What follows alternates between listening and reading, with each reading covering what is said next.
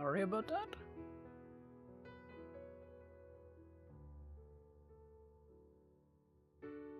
It just kind of crashed on me because I accidentally pushed stop. So, sorry about that. I am very sorry about that. Should be back up again now.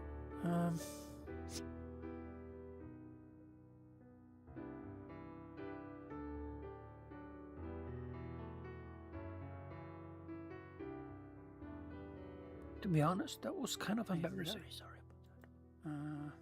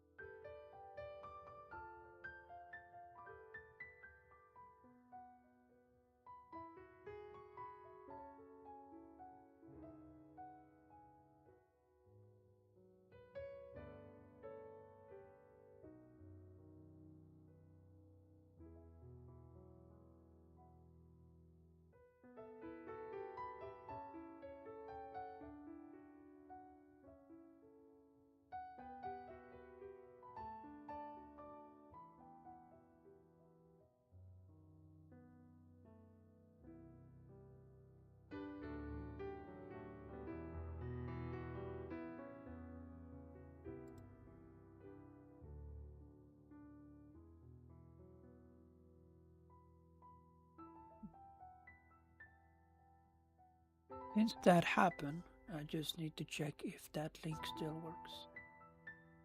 It did not.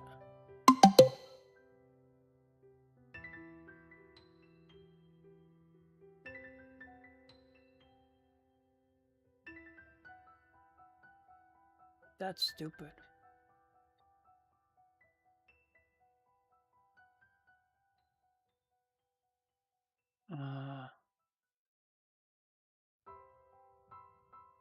So you're saying that people get a warning. Said it, but I just discovered it.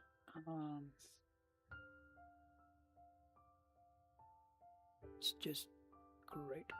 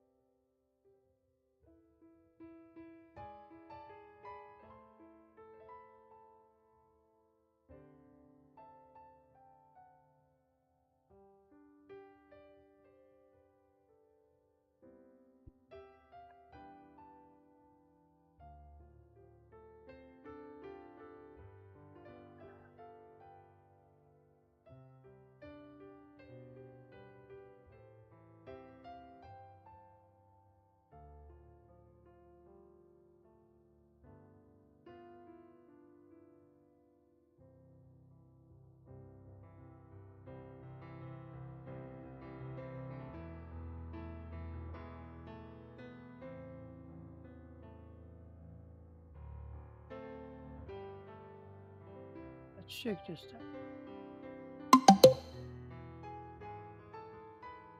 Okay, so I hope that one actually worked.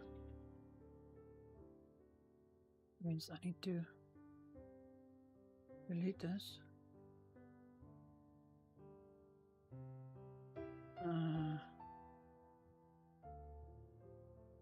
To delete the message.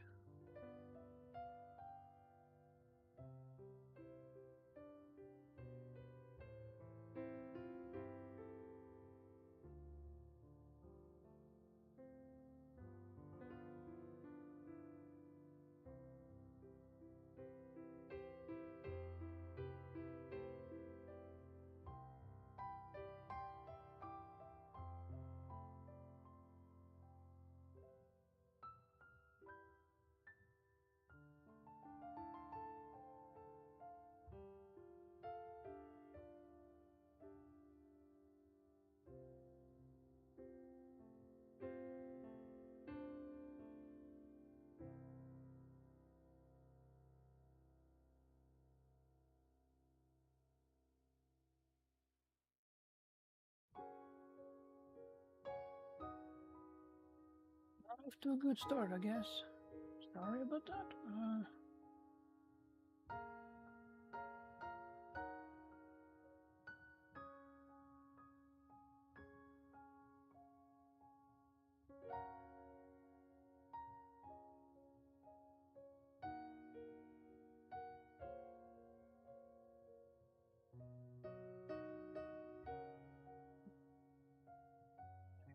This.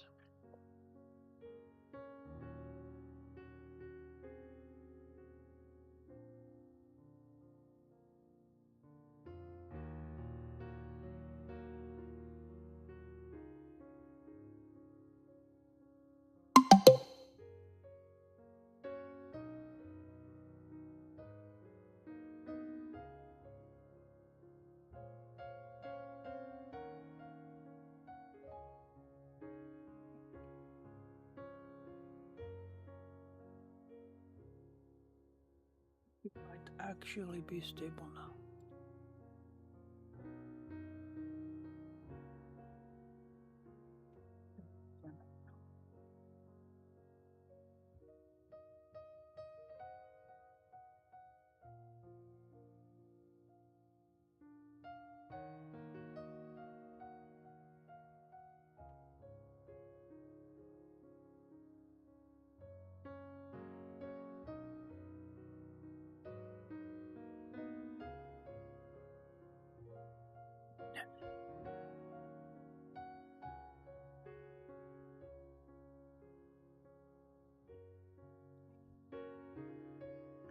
Okay.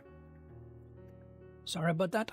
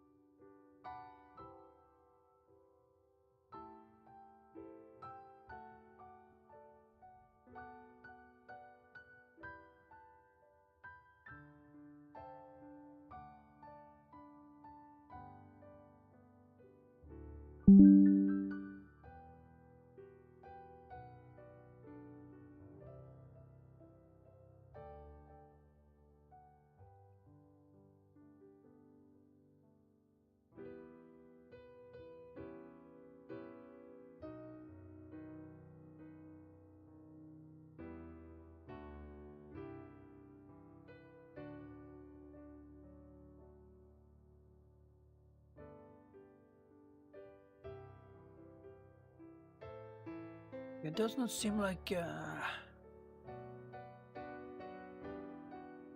Twitch want to cooperate today, so I'm just gonna try me a moment.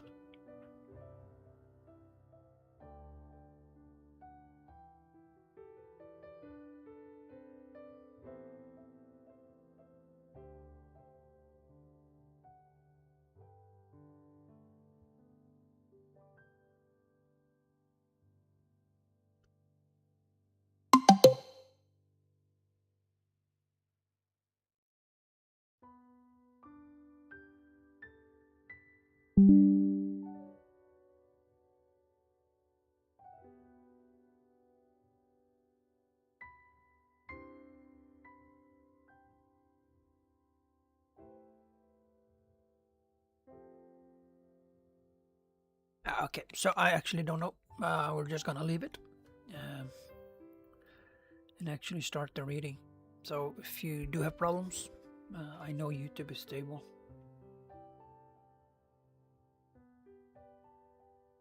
So that's that.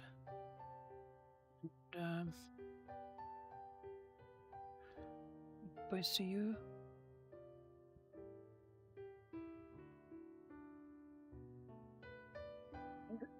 Just no. Okay, so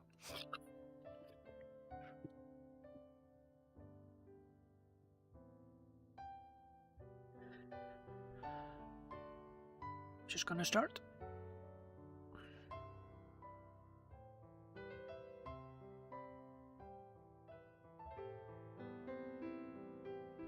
Jesus stepped into a boat.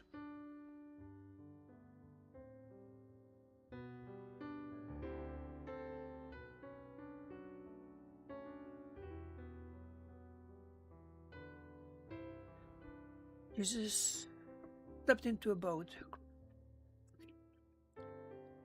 crossed over.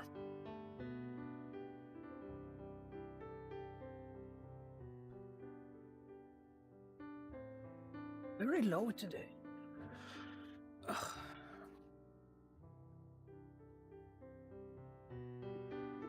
Lost a follower.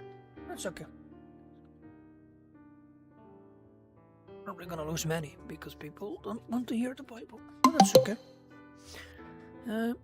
Jesus stepped into a boat, crossed over, and came to his town. Some man brought to him a paralyzed man, lying on a mat.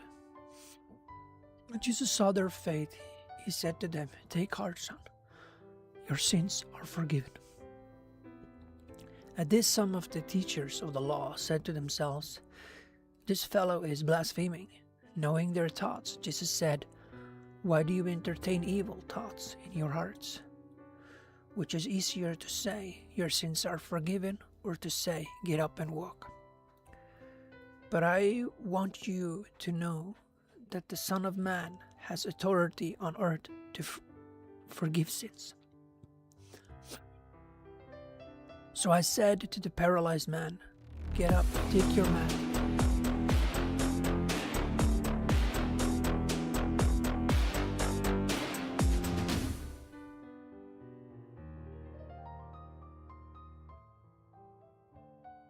Thank you so much, Yuki-chan.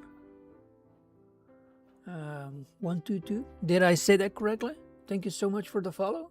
And yeah. Thank you so much for the follow.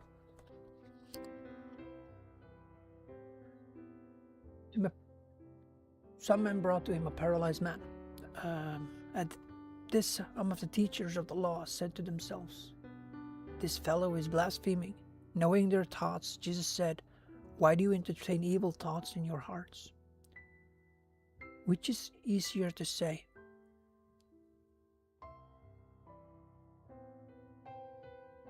'Your sins are forgiven,' or to say, 'Get up and walk'? But I want you to know that the Son of Man has authority on earth to forgive sins." So he said to the paralyzed man, "Get up, take your mat, and go home." Then the man got up and went home. When the crowd saw this, they were filled with awe, and they praised God, who had given such authority to man. The calling of Matthew.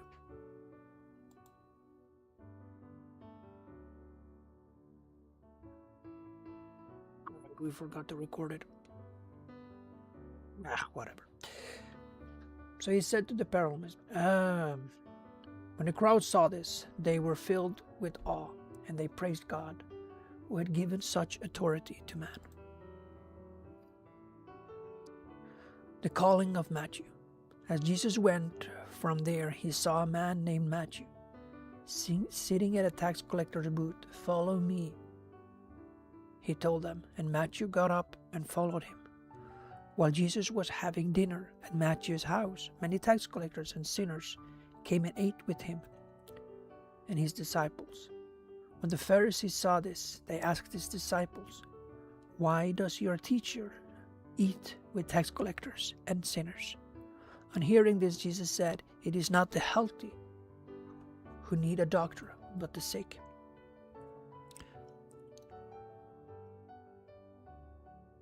But go and learn what this means. "I desire mercy, not sacrifice. For I have not come to call the righteous, but sinners." Jesus questioned about fasting. Then John's disciple came and asked him, "How is it that we and the Pharisees fast often, but your disciples do not fast?" Jesus answered, "How can the guests of the bridegroom mourn while he is with them?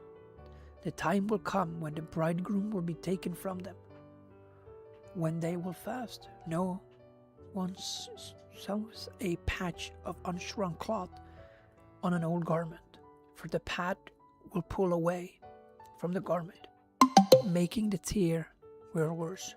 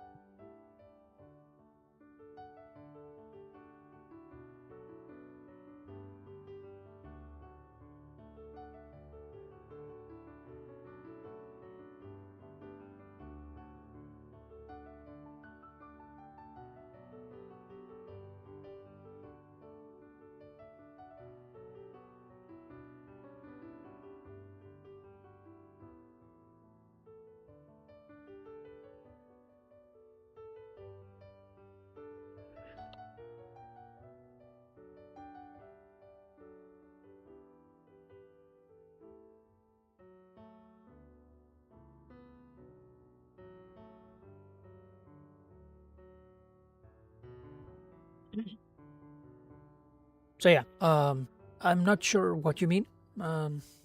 Sorry, I missed there on YouTube. Fortunately, I don't know exactly what you mean. Like it's the Bible. Oh, it's a bot.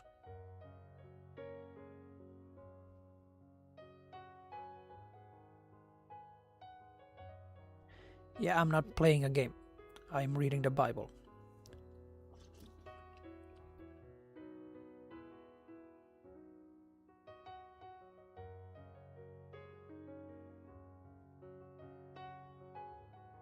Then Jesus answered, "How can the guests and the bridegroom mourn while he is with them? The time will come when the bridegroom will be taken from them, and they will fast. No one sews a patch of unshrunk cloth on an old garment. Of the patch will pull away from the garment, making the tear worse. Neither do people pour new wine into wineskins. If they do, their skins will burst, and the wine will run out, and the wineskins will be ruined.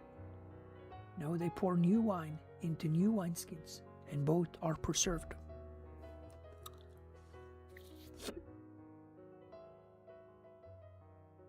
While he was saying this, a synagogue leader came and knelt before him and said, "My daughter has just died, but come and put your hand on her, and she will live."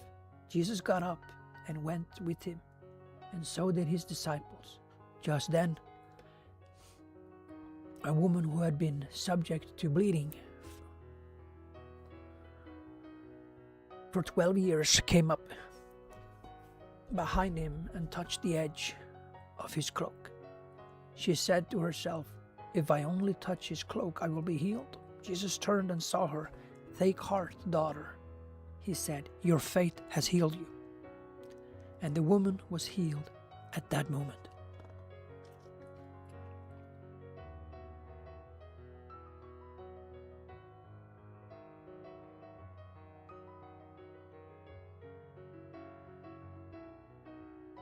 When Jesus entered the synagogue leader's house and saw the noise, crowd, and people playing pipes, he said, "Go away, the girl is not dead, but still asleep." But they laughed at him. After the crowd had been put outside, he went in and took the girl by the hand, and she got up. News of this spread through all that region. Jesus heals the blind and the mute. As Jesus went on from there, two blind men followed him, calling out, "Have mercy on us, Son of David." When he had gone indoors, the blind came to him, and he asked them, "Do you believe that I am able to do this?" "Yes, Lord," they replied.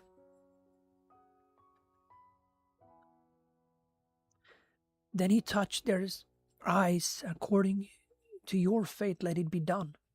And their sight was restored. Jesus warned them sternly, "See that no one knows about this," but that they went out and spread the news about him all over that region. While they were going out, a man who was demon-possessed, could not talk, was brought to Jesus. And when the demon was driven out, the man who had been mute spoke. The crowd was amazed and said, "Nothing like this has ever been seen in Israel." But the Pharisees said, "It is by the prince of demons that he drives out demons." Jesus went through all the towns. The workers are few. Jesus went through all the towns and villages, teaching in their synagogue, proclaiming the good news of the kingdom, and healing every disease and sickness. When he saw the crowds, he had compassion on them, because they were harassed and helpless, like sheep without a shepherd. Then he said to his disciples, "The harvest is plentiful, but the workers are few. Ask the Lord of the harvest, therefore, to send out workers into his harvest field.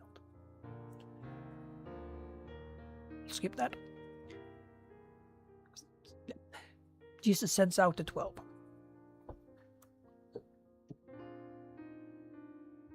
Jesus called his 12 disciples to him and gave them authority to drive out impure spirits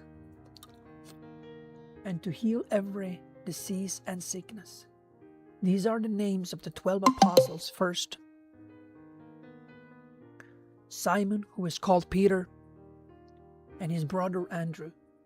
James, son of Zebedee, and his brother John. Philip and Bartholomew. Thomas and Matthew, the tax collector James, son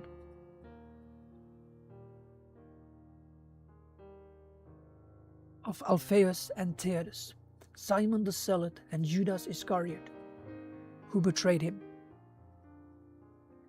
These 12 Jesus sent out with the following instruction: do not go among the Gentiles or enter any town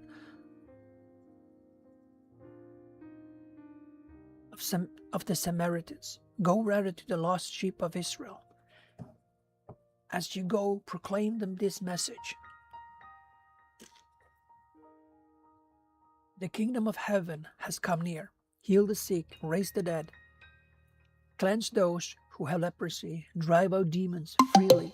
You have received, freely give. Do not get any gold or silver or copper to take with you in your belts.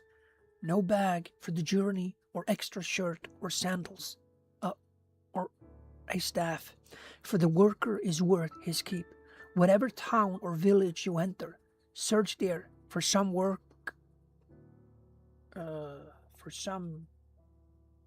worthy person, and stay at their house until you leave. As you enter the home, give it your greeting. If the home is serving, let your peace rest on it. If it is not, let your peace return to you. If anyone will not come, welcome you or listen to your words, leave that home or town and shake the dust off your feet.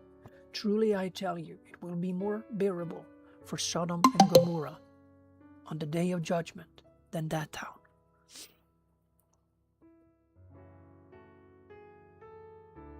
I am sending you out like sheep among wolves. Therefore be as shrewd as snakes and innocent as doves. Count you will be brought before the governors and kings as witnesses to them and the Gentiles. But when they are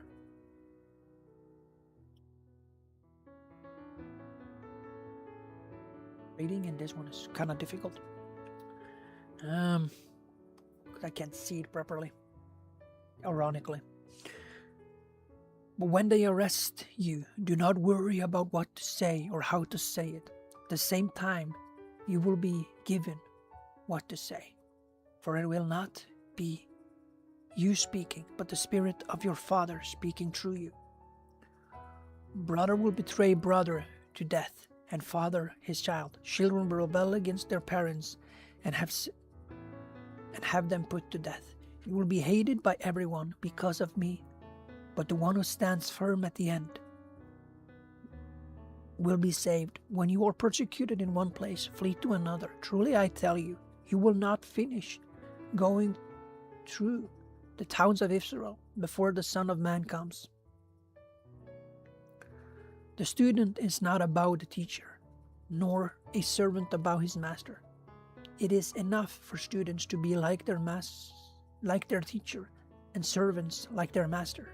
If the head of the house has been called Beelzebul, how much more the members of his household? So do not be afraid.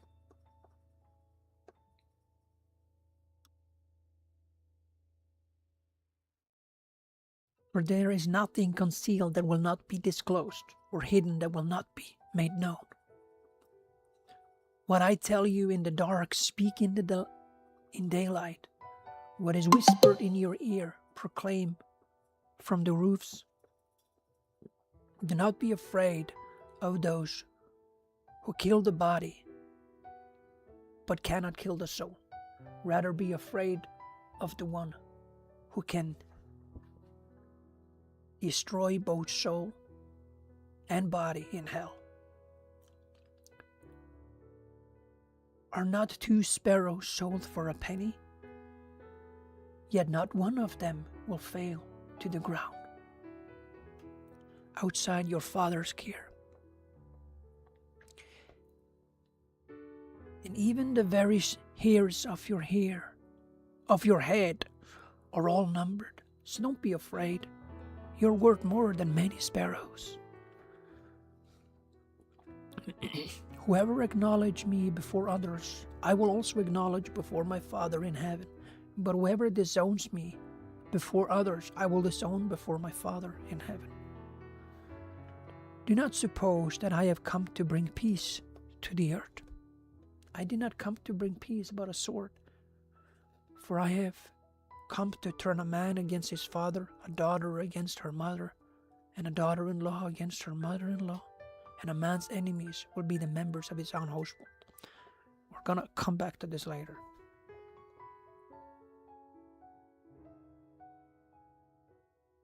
I want to emphasize one little thing here. Don't be the one that take this out of context. Rather be one of those people that considers what is Jesus actually saying here. Because he's also saying that if they bless your enemies, bless those who persecute you, bless those who wish to harm you. He's saying this on multiple occasions. So let's just hold on to that for a moment, because we're gonna get to it. Anyone who loves their father or mother more than me is not worthy of me. Anyone who loves their son or daughter more than me is not worthy of me. Whoever does not take up their cross and follow me is not worthy of me. Whoever finds their life will lose it, and whoever loses their life for my sake will find it. Anyone who welcomes you welcomes me, and anyone who welcomes me welcomes the one who sent me. Whoever welcomes a prophet as a prophet will receive a prophet's reward, and whoever welcomes a righteous person as a righteous person will receive a righteous person's reward. And if anyone gives even a cup of cold water to one of these little ones who is my disciple, truly I tell you, that person will certainly not lose their reward. After Jesus finished instructing his 12 disciples, he went on from there to teach and preach in the towns of Galilee. When John, who was in prison, heard about the deeds of the Messiah, he sent his disciple to ask him, "Are you the one who is to come, or should we expect someone else?" Jesus replied, "Go back and report to John what you heard and see. What you hear and see, the blind receive sight, the lame walk, those who have leprosy are cleansed, and the deaf hear. The dead are raised, and the good news is proclaimed to the poor.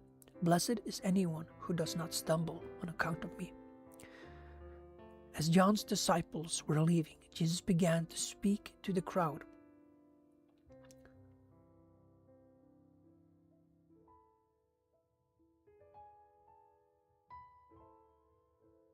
No.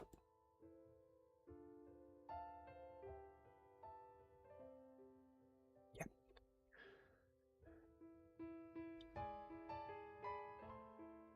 What did you go out into the wilderness to see? A reed swayed by the wind? If not, what did you go out to see? A man dressed in fine clothes? No. Those who wear fine clothes are in king's palaces. Then what did you go out to see? A prophet? Yes, I tell you, and I'm more than a prophet. This is the one about whom it is written, "I will send my messenger ahead of you, who will prepare your way before you." Truly I tell you, among those born of woman, there is not risen anyone greater than John the Baptist. Yet whoever is least in the kingdom of heaven is greater than he. From the days of John the Baptist until now, the kingdom of heaven has been subjected to violence, and violent people have been raiding it. For all the prophets and the law prophesied until John. And if you're willing to accept it, he is the Elijah who was to come. Whoever has ears, let them hear. To what can I compare this generation? They are like children sitting in the marketplace and calling out.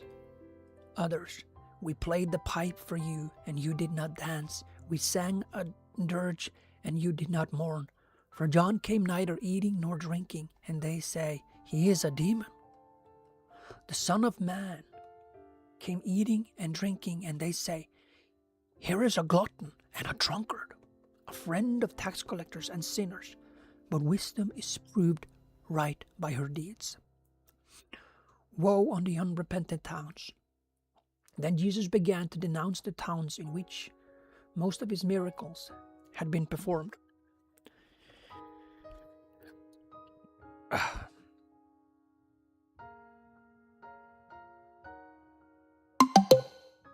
Because they did not repent. Woe to you, Chorazin! Woe to you, Bethsaida! For if the miracles that were performed in you had been performed in Tyre and Sidon, they would have repented long ago in sackcloth and ashes. But I tell you, it will be more bearable for Tyre and Sidon on the day of judgment than for you. And you, Capernaum, you will be lifted to the heavens. No, you will go down to Hades. For the miracles that were performed in you had been performed in Sodom, it would have remained to this day. But I tell you that it will be more bearable for Sodom on the day of judgment than for you. Father revealed in the Son.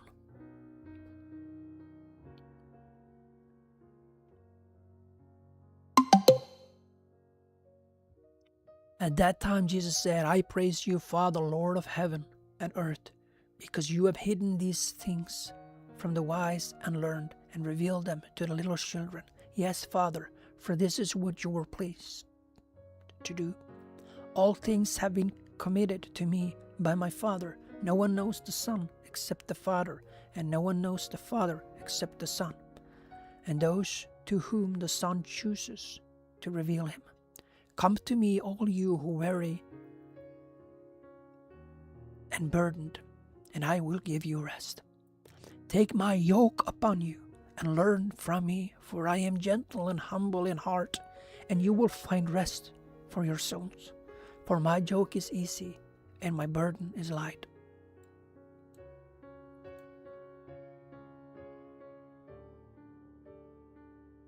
At the time of Jesus went through the grand fields of the Sabbath, his disciples were hungry and began to pick some heads of grain and eat them. When the Pharisees saw this, they said to him, Look, your disciples are doing what is unlawful on the Sabbath. He answered, Haven't you read what David did when he and his companions were hungry? He entered the house of God, and he and his companion ate the consecrated bread, which is not lawful for them to do, but only for the priests. Or haven't you read in the law that the priest on the Sabbath duty in the temple desecrated the Sabbath and yet are innocent? I tell you that something greater than the temple is here. If you had known what these words mean, I desire mercy, not sacrifice, you would not have condemned the innocent, for the Son of Man is the Lord of the Sabbath. Going on from that place, he went into their synagogue, and a man with a shriveled hand was there, looking for a reason to bring charges against Jesus. They asked him, is it lawful to heal on the Sabbath? He said to them, if any one of you has a sheep, and it falls into a pit on the Sabbath, you will not take hold of it and lift it out? How much more valuable is a person than a sheep? Therefore it is lawful to do good on the Sabbath. Then he said to the man, stretch out your hand. So he stretched it out, and it was completely restored, just as Jesus.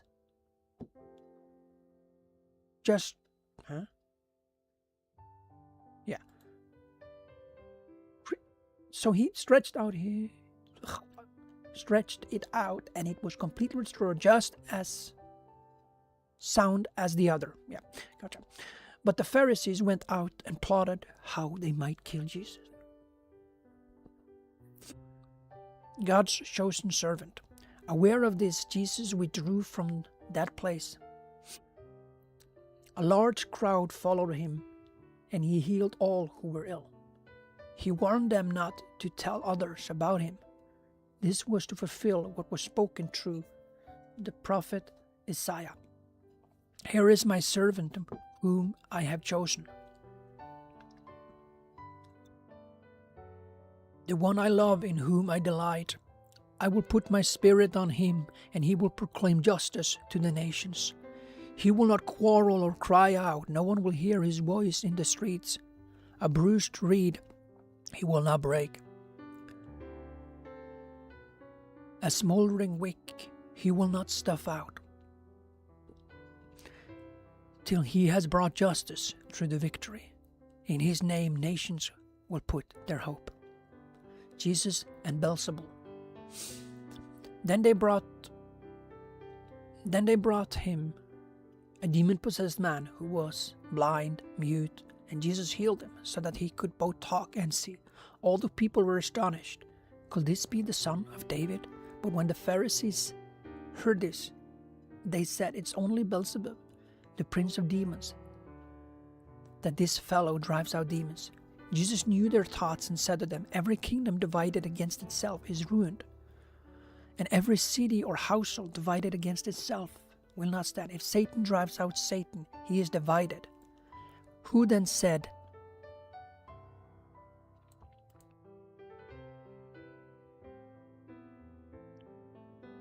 if Satan drives out Satan, he is divided against himself. How then can his kingdom stand? And if I drive out demons by Beelzebul, by whom do your people drive them out? So then they will be your judges. But if it is by the Spirit of the God that I drive out demons, then the kingdom of God has come upon you. Or again, how can anyone enter a strong man's house and carry off his possessions unless he first ties up the strong man? Then he can plunder his house. Whoever is not with me is against me, and whoever does not gather with me scatters. And so I tell you, every kind of sin and slander can be forgiven, but blasphemy against the Spirit will not be forgiven. Anyone who speaks a word against the Son of Man will be forgiven, but anyone who speaks against the Holy Spirit will not be forgiven.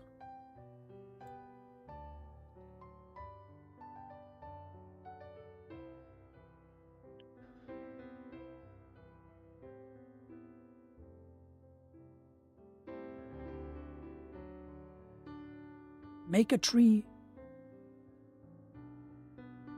either in this age or in the age to come.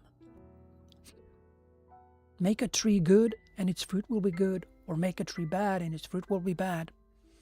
For a tree is recognized by its fruit. You brood of vipers, how can you who are evil say anything good? For the mouth speaks what the heart is full of.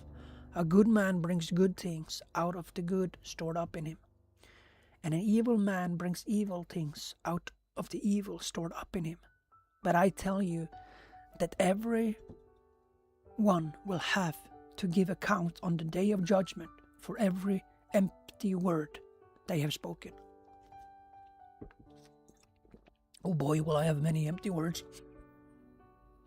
For by your words you will be acquitted, and by your words you will be condemned. Good thing I have the mercy of the Lord.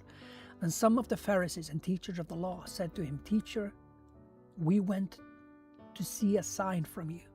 He answered, A wicked and adulterous generations ask for a sign, but none will be given except the sign of the prophet of Jonah. For as Jonah was 3 days and 3 nights in the belly of a huge fish, the Son of Man will be 3 days and 3 nights in the heart of the earth. The men of Nineveh will stand up at the judgment with this generation and condemn it, for they repented at the preaching of Jonah. And now something greater than Jonah is here.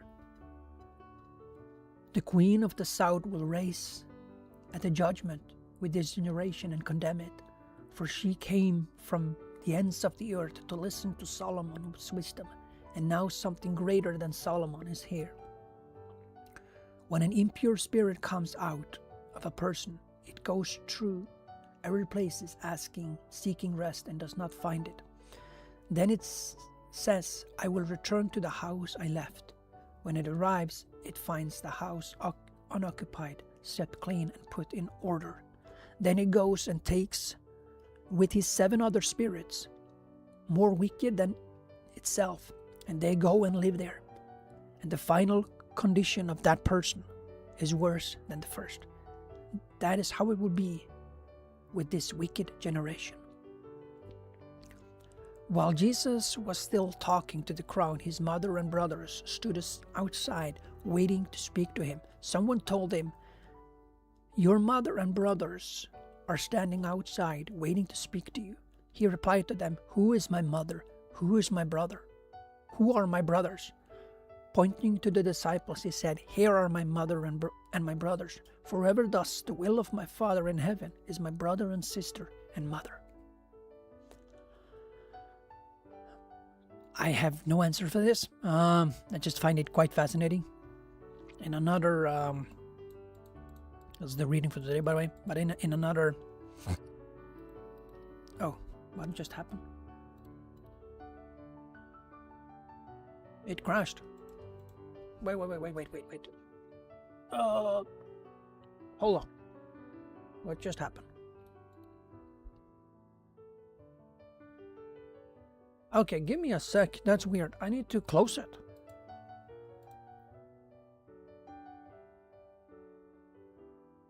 No, I'll get back up again very soon. Here we go. Yeah, sorry about that. It crashed, guys. Anyway. But yeah, so like this one is kind of fascinating. I'm gonna skim over it a little bit, but like we read it just, but if you think about it though, in one of the other areas in the Bible, it actually says that they went to him because they thought he had gone crazy. Imagine this, his own mother and brothers actually came to him and wanted to talk to him because they thought he had gone crazy. Imagine that. Even he experienced persecution from his family. So we're gonna go through the topics that we kind of popped on here, but I just wanna this one, or specifically this one, because I've had people using this to kind of justify the fact that Christianity is bad. And yeah, granted, there is a lot of people who take Christianity as just as other religions. They take Christianity and they use it against people to dominate people. And we're not going to point any fingers on our channel. We can discuss it, we can talk about it, and we can figure out where the problem is, right? But actually going against specific organizations or people, that's not what we do here. But we can talk about what they do, but not, yeah, that's kind of one of my rules. But I just want to address this one because I have been persecuted by my own mother. On the 17th of February 2016, I came to Christ. And I just want to emphasize that let's not make it more prophetically biblical than it is, but for 3 or 4 times, my mother basically cast me out of her lives in just a very short period of time. Before that, I hadn't had anything to do with her for 10 years because I was full with hatred and towards everybody, and I did not believe in Jesus. I was just full with hatred. I hated people. And long story short, I met the Lord. One of the first things that happens is that I see my mother that I haven't seen for almost 10 years.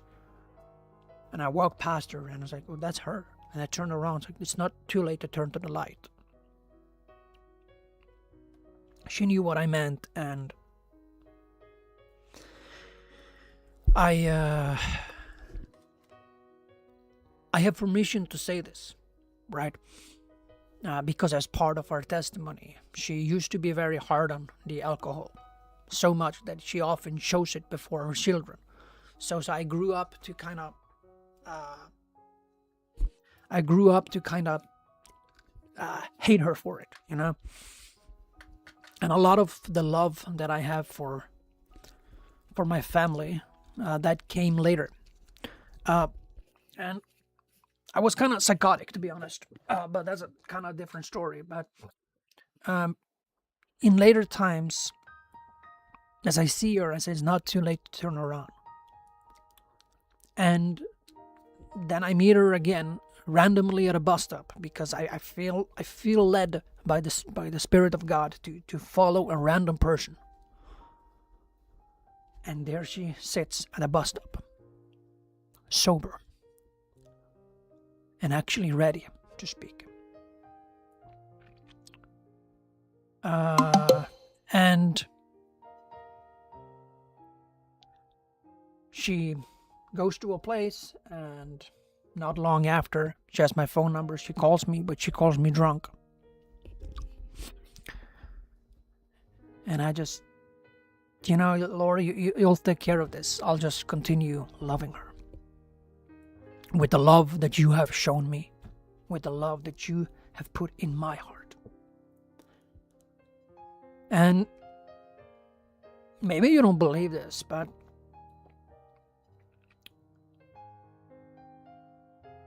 a third time after this, I knew where she was when she was not where she had said she was. And I just went up there, and led by the Holy Spirit, I managed to convince her in a way that I've never done in my entire life. And she lived with me for a month. It was a long time ago.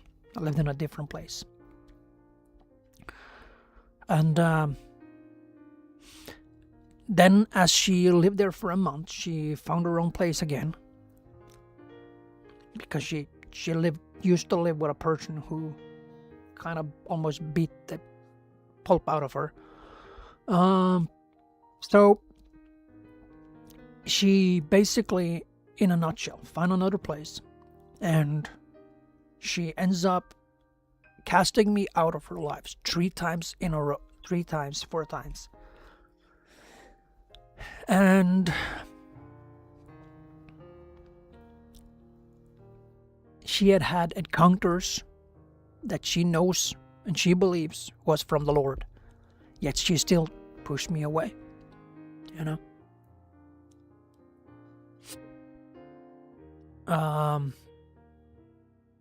So on that note, Jesus is saying every single time to us that if somebody persecutes us, we need to love them back. If somebody harms us, we need to turn the other cheek. So if all of that is still in place while he's saying this, then what is he actually saying? It is in here. Whoever acknowledged me before others. And then we go a little bit up.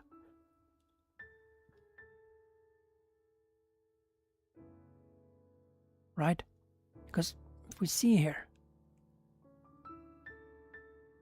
what did he say? You can find it now. But as we read,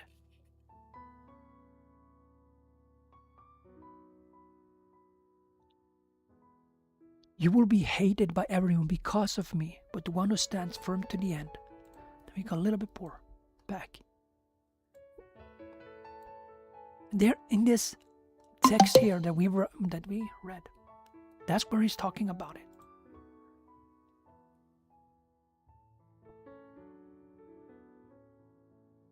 They hated me. How much more will they hate you? And he's telling us on multiple occasions that we are to love these people. And I forgive me for saying that, I honestly challenge you. I'm sorry to do that because I hate challenges like that. Because they are confronting, that they actually touch on things in your heart, in your mind that basically just, that is kind of difficult. And for that very reason, I want to touch on that because how can he be such a bad guy when he is telling you to love those who persecute you, love those who want to harm you?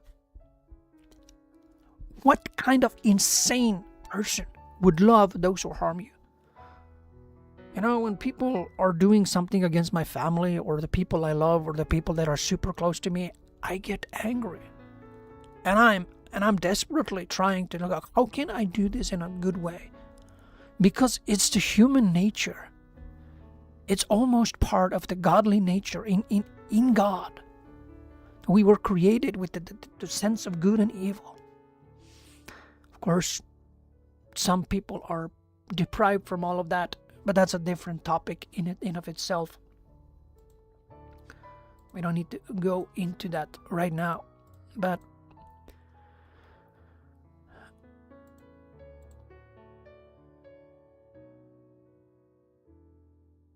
one of the most important things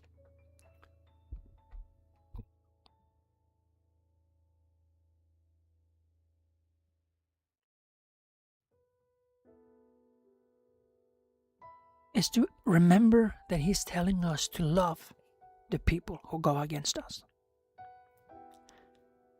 And I loved my mom.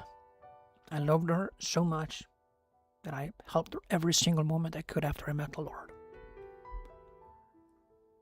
But she was challenged with the fact that I had changed because of my faith in the Lord. And I would argue because of the Lord put His Spirit inside of me. And for that reason I was changed. And she couldn't deal with it because she was challenged in her life to acknowledge the fact that she was not okay. And she had to deal with that. And believe me when I say I know that it's easier to push people away than to deal with those difficulties in our own hearts. Because I did it for 26 years. For 26 years, I did exactly what I'm telling you right now. I came to a Christian family. Surprise. But they never actually said anything, not really about the Lord. They did some, but they did not really. I want to emphasize that because when they did, I went crazy and I threw at them.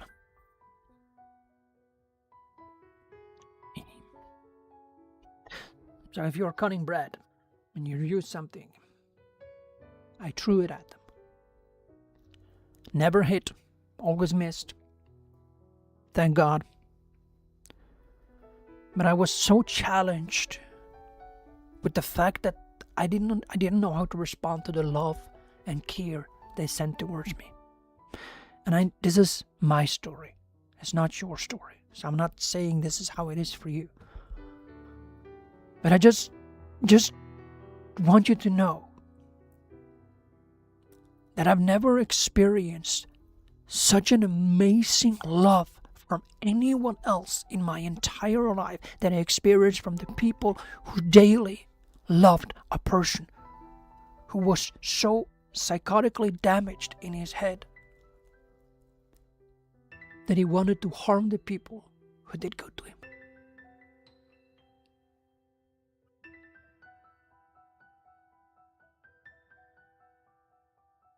On the 17th of... So, let's continue on. Come to me, all you who are weary and burdened, and I will give you rest. Take my yoke upon you and learn from me, for I am gentle and humble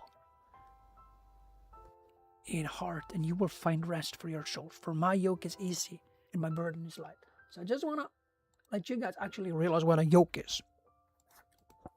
For those of you who know, this is going to be a little bit strange.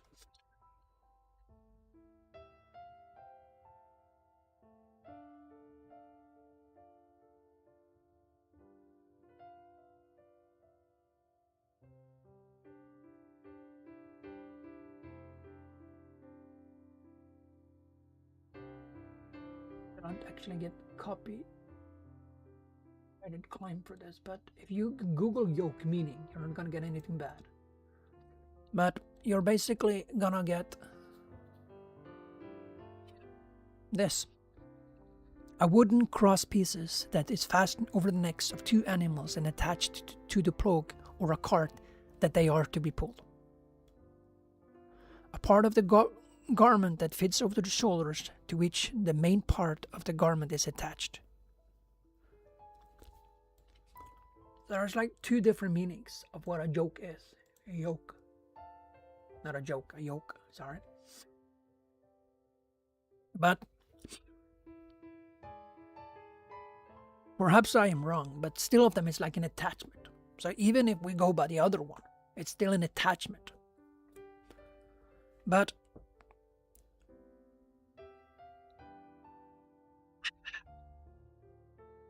have those in mind. So when we are attached to the control of the Lord, and He is behind us, not before us, and He's leading us forward. And yeah, it has been faced with more difficulties than I faced when I didn't know the Lord. But at the same time, it's been good. It's been amazing because I've learned, I've experienced how He's moved me in all my difficulties. Because my life did not become very good when I met the Lord. It actually became very hard and very difficult. But still, to rely on Him in all the moments and not forgetting when everything is good has made my life somewhat easy and amazing. I wouldn't say easy, but amazing in such a way that I wouldn't go back and change anything. And I can all say that I don't have any regrets. And if I have a regret, it's that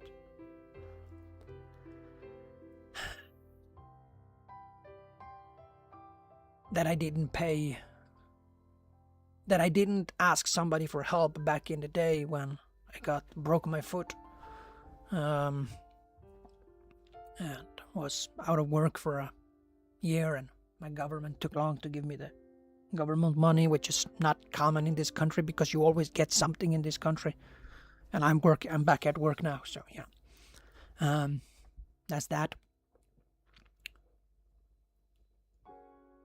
If Satan drives out Satan, he is divided against himself. How then can his kingdom stand? And if I drive out demons by Beelzebub? So the reason why I pointed this is that I kind of want to attach to this one a little bit. I don't know where you are in life. I have genuinely no idea. But I just want you to know one thing. They knew the Holy Spirit. They knew Him. They knew Him. You follow? They knew Him. They knew Him. Some of their people even drove out demons. If we are to believe what Jesus say here, and some of them actually did it themselves. They knew. Now, God be the judge where that limit goes. Me personally, I would never even joke about the Holy Spirit. I wouldn't take that chance. But as like one of the few non-freedom things, I guess I personally wouldn't even dare to do. But it's like, think about that for a moment. They knew him. They knew him with every fiber of their being. And yet, they blasphemed. I think that's a very... And I got that from a footnote once. And I think that's a very... very interesting thing that we need to establish and think about. And yeah, I kind of addressed that one before, but if you go into one of the other Gospels, you'll see that he genuinely, they actually come to stop him, to prevent him from preaching, because they mean he's gone crazy. So his own family is denying him for who he is. That was the discussion for today. I kind of took it down to an hour just for the moment, because I don't have many viewers. But as the viewers get more, we actually began discussing it more. So this is a place where we can actually discuss religion. And if you have questions about other religions and other things, I don't have all the answers, but I'm willing to look into them with you. I'm willing to take the moment and look into them with you, because I've read some religious texts, actually. I'm not a specialist, not an expert, not even close. I'm just a guy who loves the Lord, who loves the Bible, and loves figuring out all the religious stuff. I actually do a Bible campaign, and I'm starting up again this year. I changed it into Twitch for the moment, because I thought maybe I should do it but I'm actually gonna change that back, because it's kind of related to everything I do. So we are changing that back. TTRPG rep.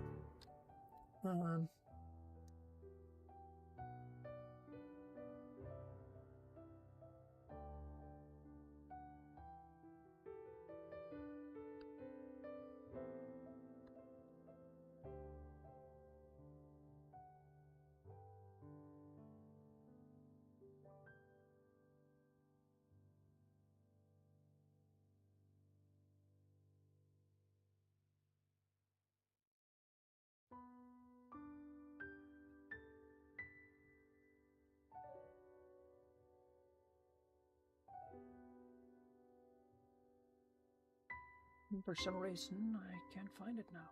So, but yeah, so we are going back to that actually, because it's something that I kind of need to do.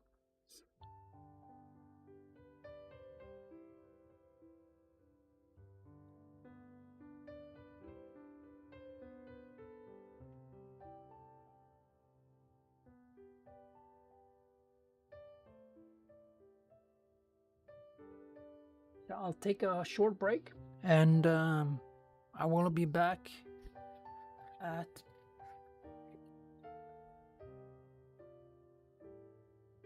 9:30, and we'll then go over to TTRPG prep. Just weird to say, but it's what it is. I just hope that it will actually update this time.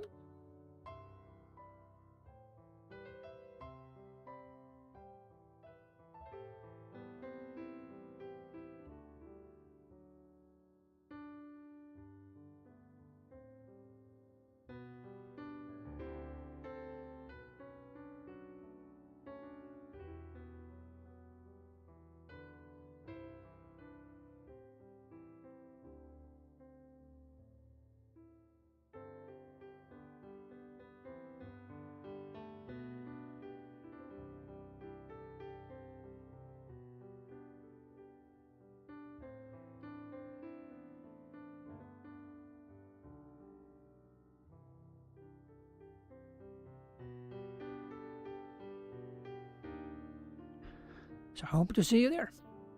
For the time being, See you soon.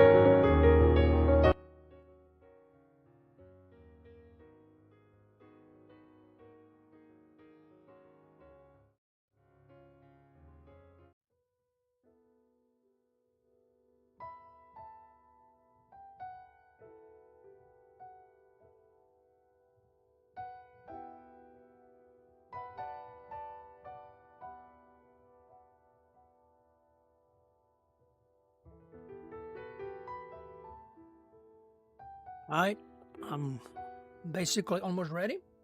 So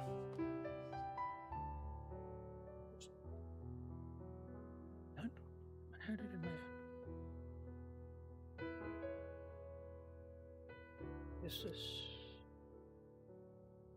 that was something. So just let me fix one minor little thing.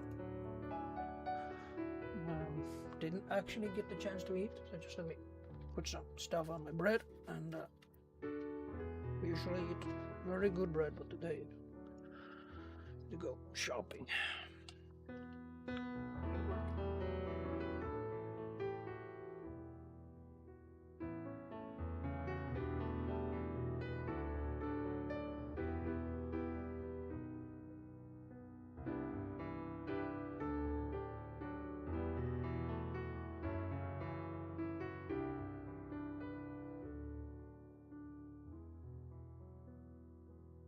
Okay, so I'm gonna put the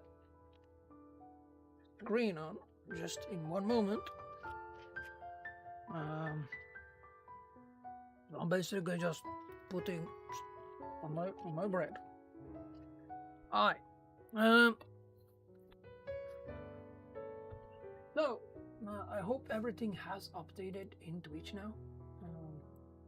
We do. So just need to change the title.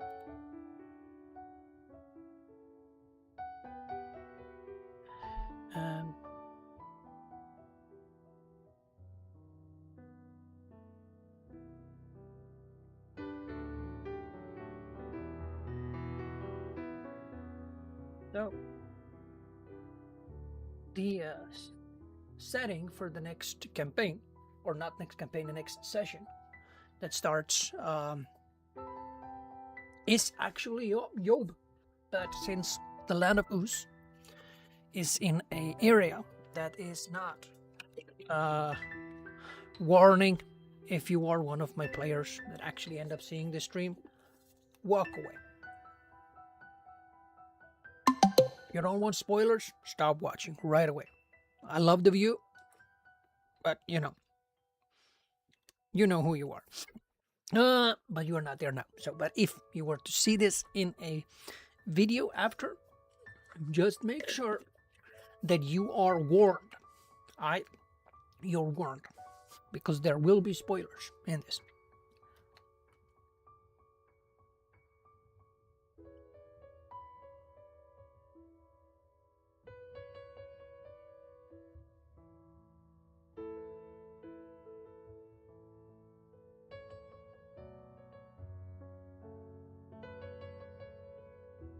Okay. So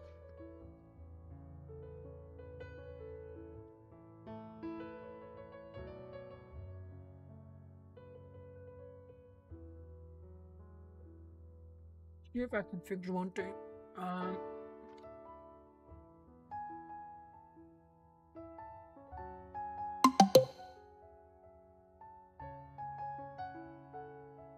See if I can fix one thing.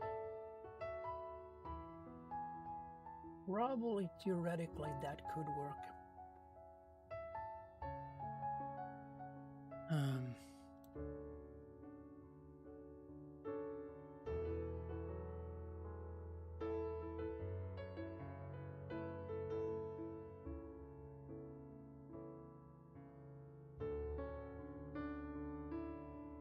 Yeah, you see that now. Okay, good. So I know that I can twitch it back in. I'm gonna let you see, because we're going into Dropbox. And check out the tokens if we can find Yub.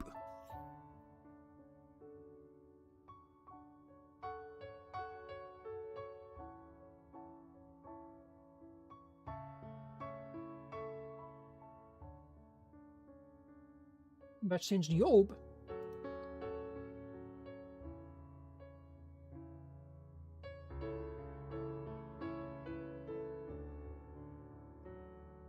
is in the land of Uz, and it literally not said anywhere what that actually looked like, yeah? it's safe to say that I have taken myself some privileges. Most likely, Job would be in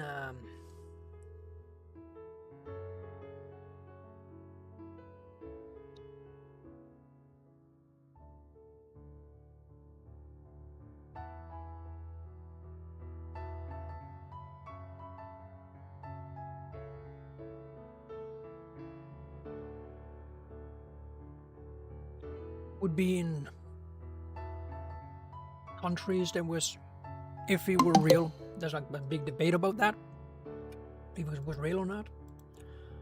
The point is, if he was real,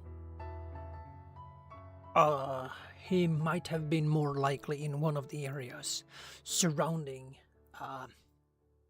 the Middle East at that time, right? But since it is not mentioned anywhere, for the sake of fun, my own fun, I've actually taken some privileges. So he is in the north, somewhere in Antarctica or one of those areas.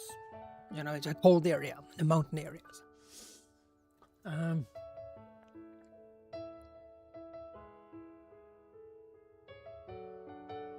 Which also might actually work, theoretically speaking, theologically speaking, because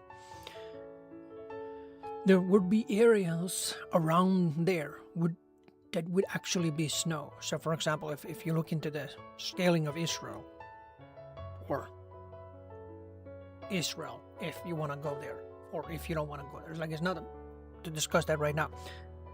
You will also see that there are fascinating.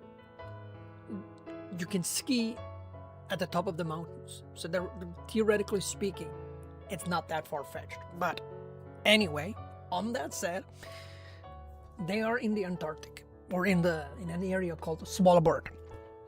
So that's actually where my story of Job takes place. And the premise is, in fact, that this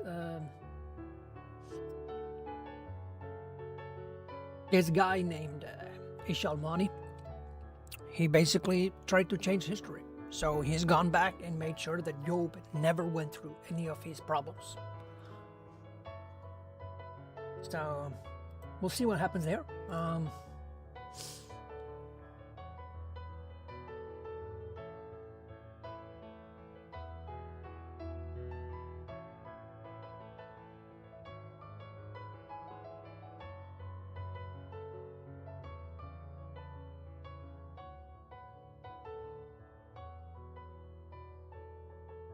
I think it's safe now to see it. So I'm gonna pop it in here. Yeah,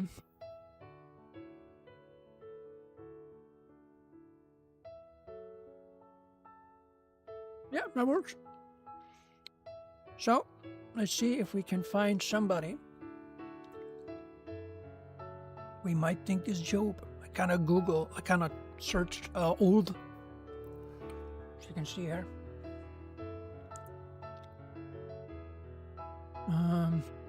So that's basically what we're doing now, to see if we can find somebody that could imaginary be Job.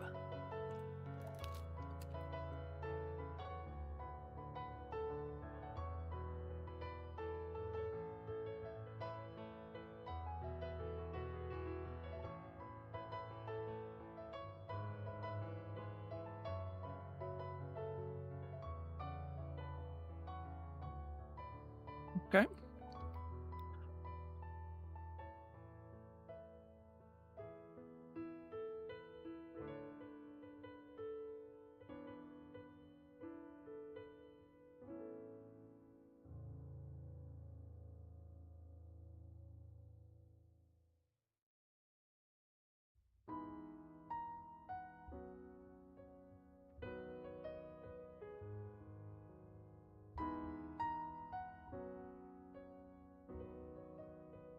Type image.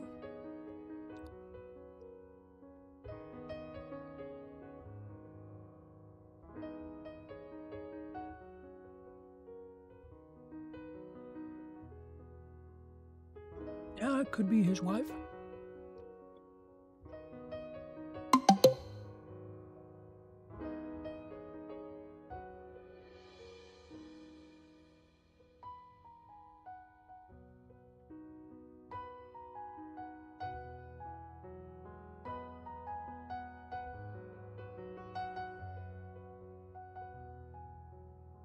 Unfortunately, it was not that many.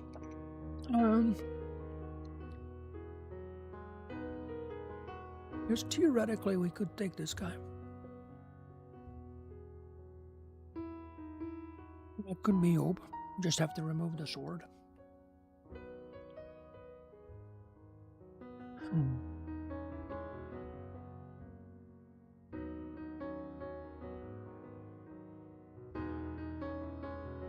I must admit, there was not that many options for that. So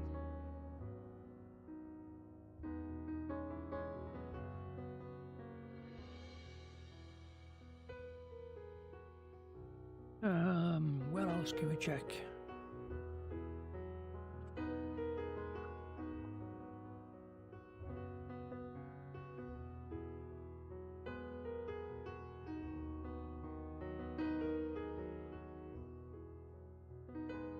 I wrote wrong.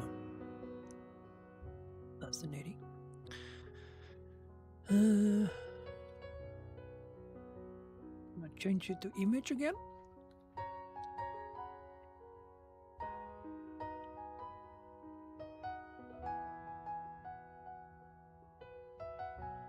That was not many either.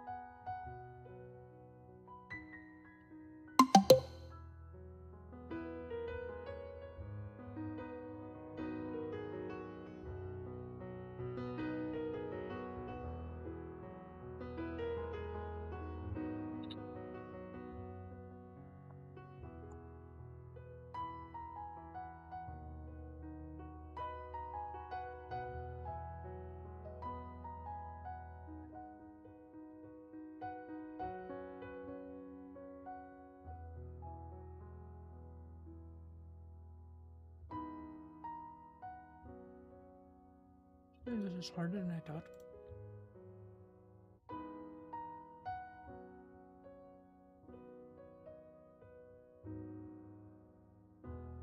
Definitely harder than I thought.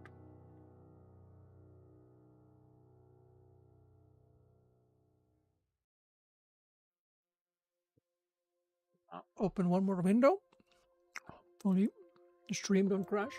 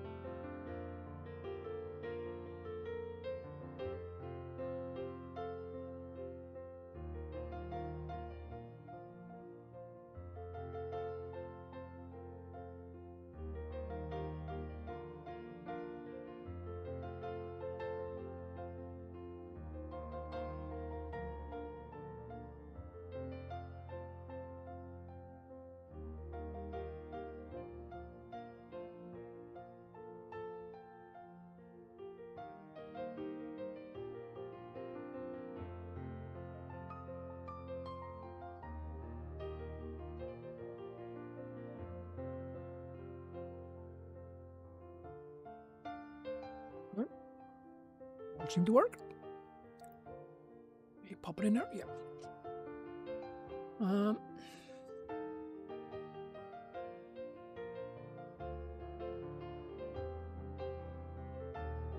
By all means, ask questions if you have them. But it's like, let's see here.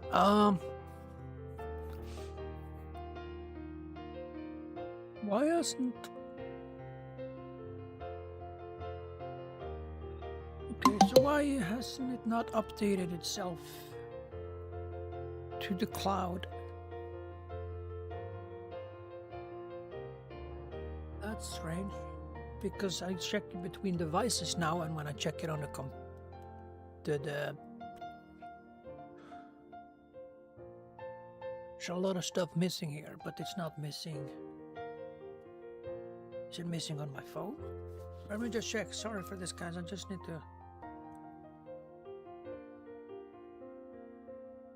to check, because this shouldn't be.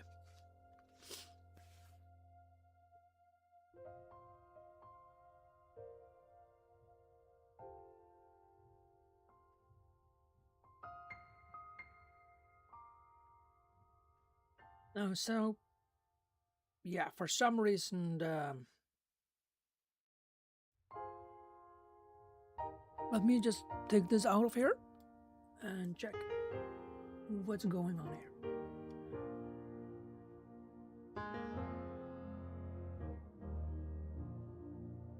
It'll be back on very quickly.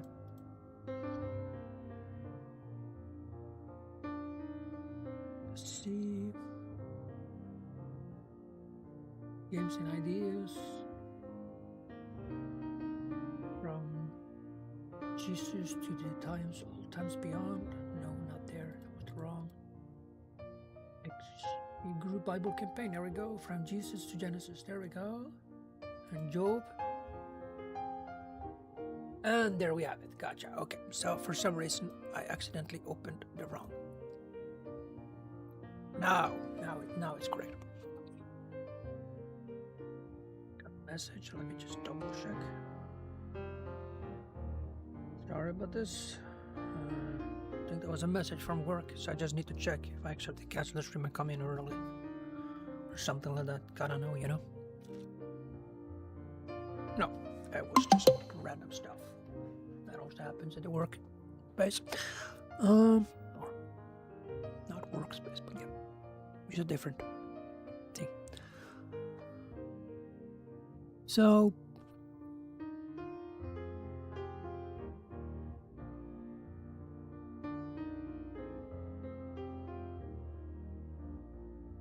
basically,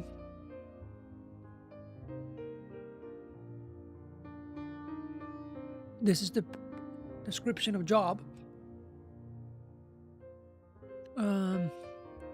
Upright and compassionate, generous and respected in his community, faithful and devoted to God, thoughtful and humble, with confidence in his prosperity and wisdom, approachable, hospitable, and attentive to family and neighbors.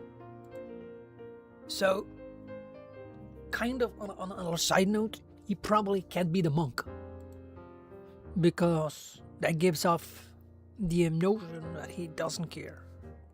I know that's not exactly true, but it's like stereotyping, and it was like, we want gotcha, but it's like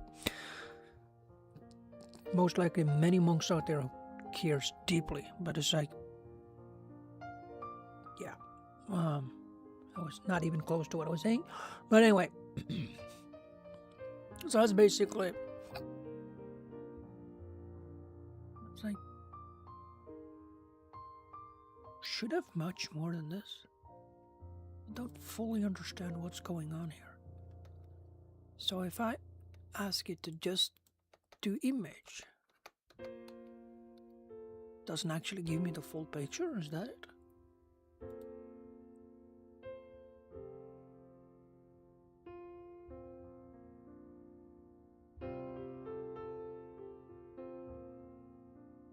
Okay, so that, let's see, we just fix it.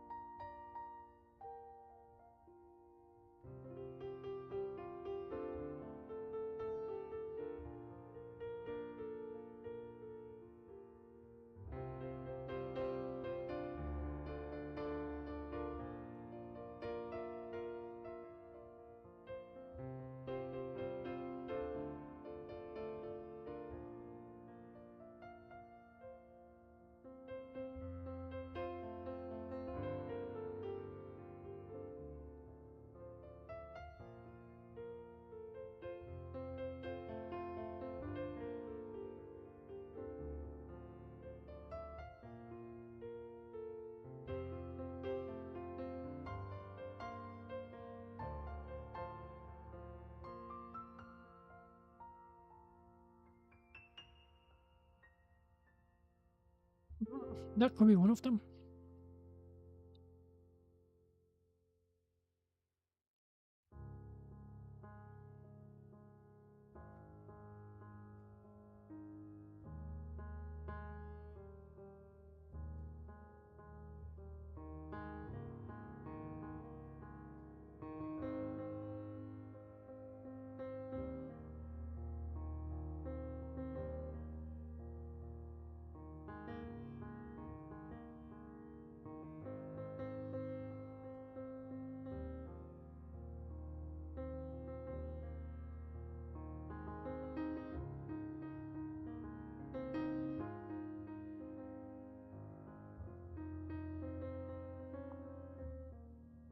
Let's see here.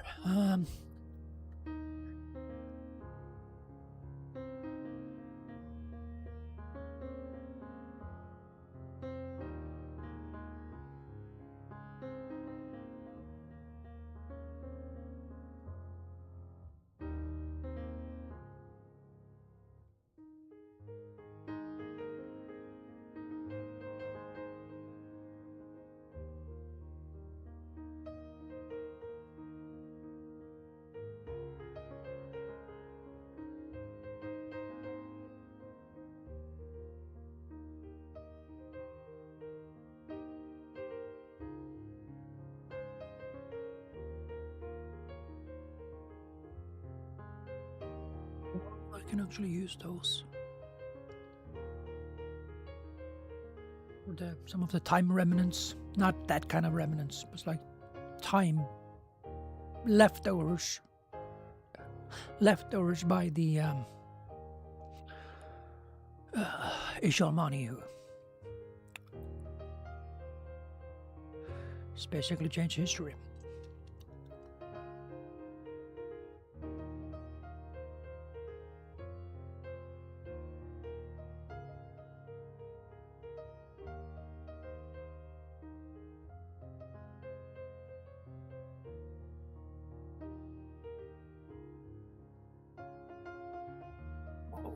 So this is kind of more difficult than I actually thought.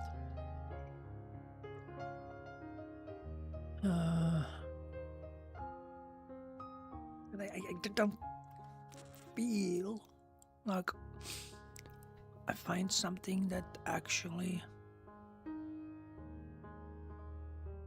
fits the vibe I have imagined of you, but again,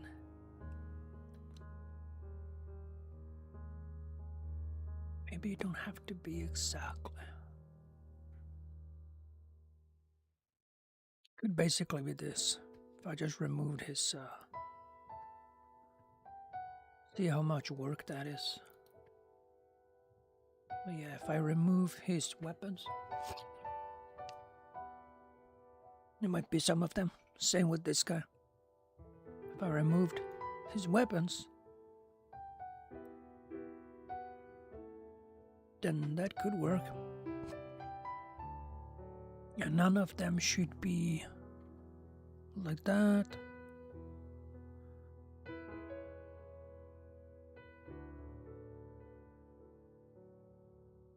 Okay, that's already in there.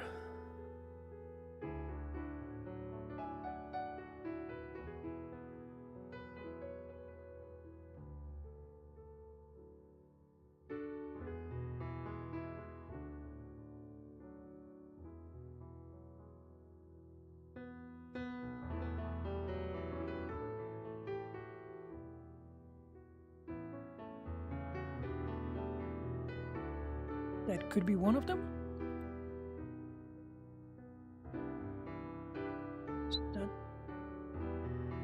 That looks too much similar, so not one of those.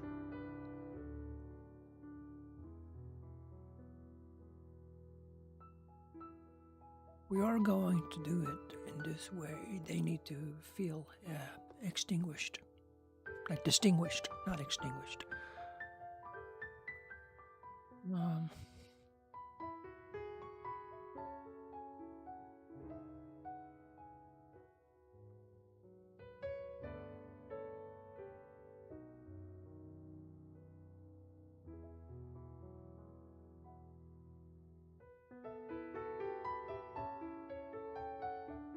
You know, that could work. That actually could work. One of them. Only would wear green instead. Oops.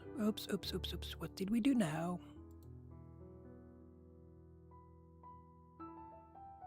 We had to start over again. Oh, for crying out loud.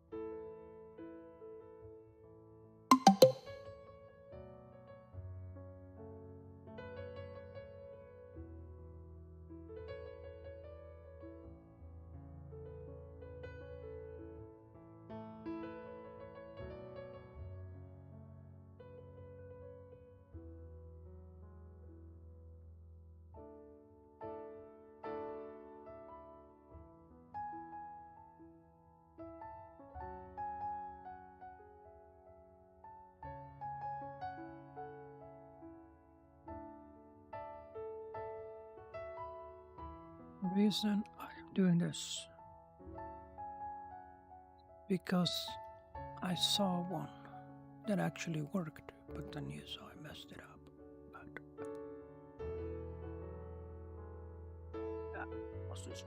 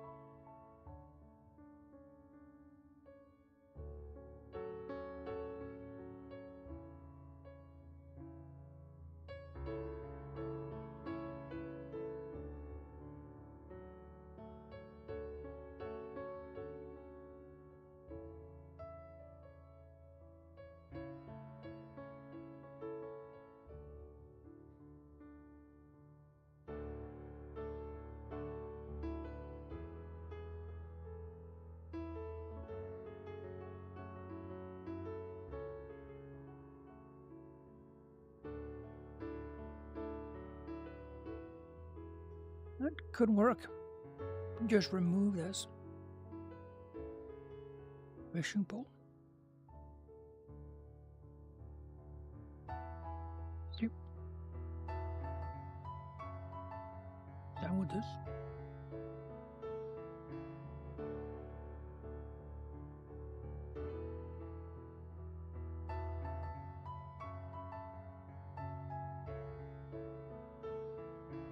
There we have these. That's the guy, can be one of them.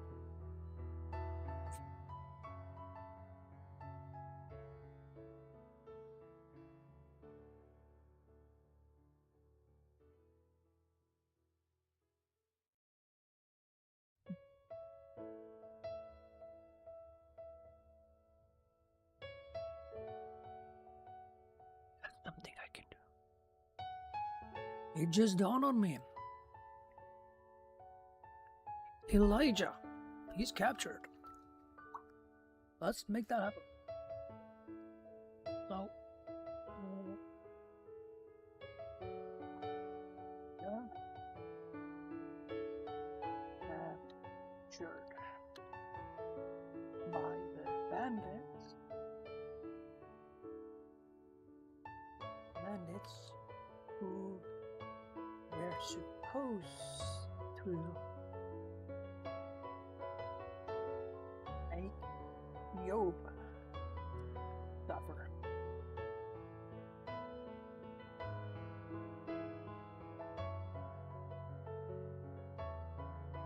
And for that, I am not fixing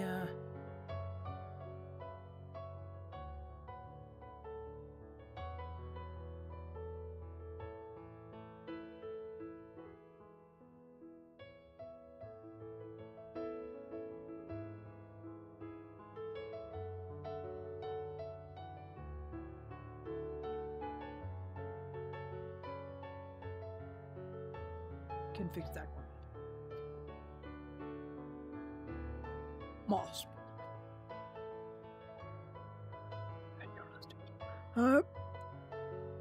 So, okay.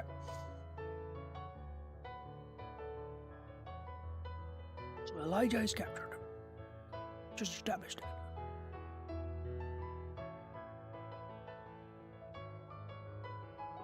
And this strange there is no... Let there be more than one, actually.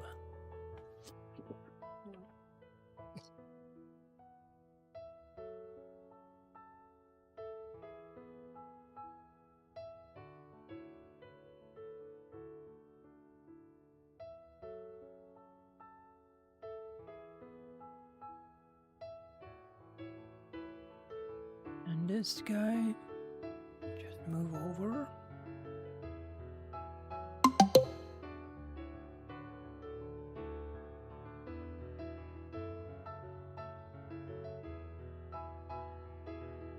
Go.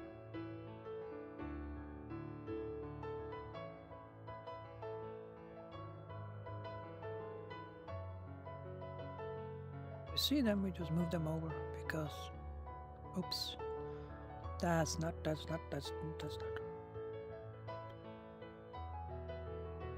Oh, for crying out, did I just reset it? No, I did not. Oh, thank God for that. So that's not the button I use. Right. So.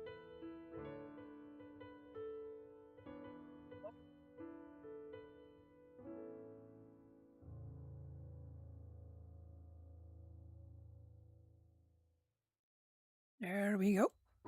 Alright,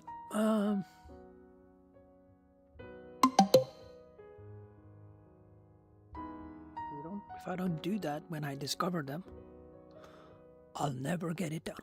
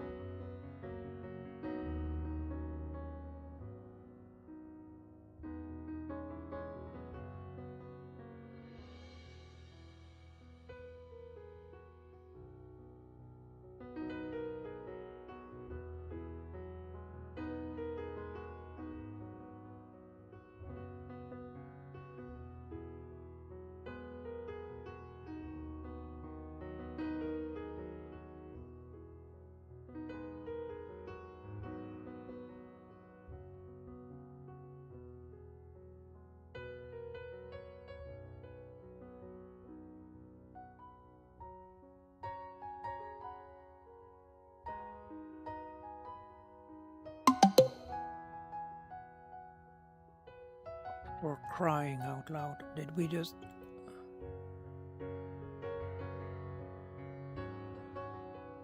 Did it just pop up? Oh, this is so annoying.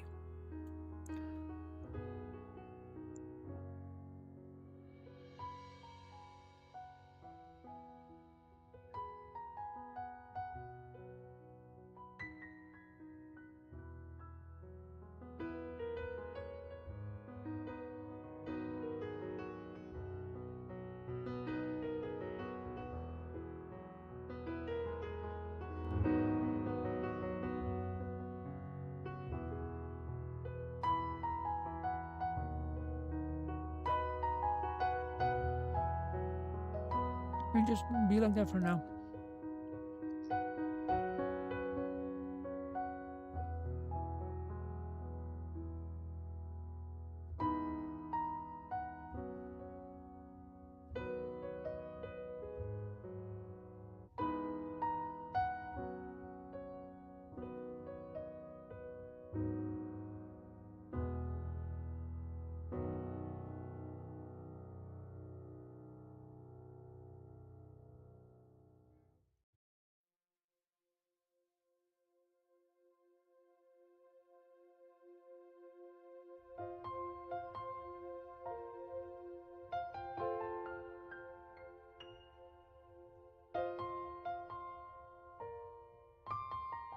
Wish to fix it, but we're just gonna let it be because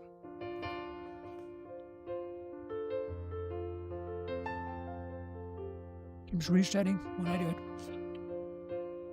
Well,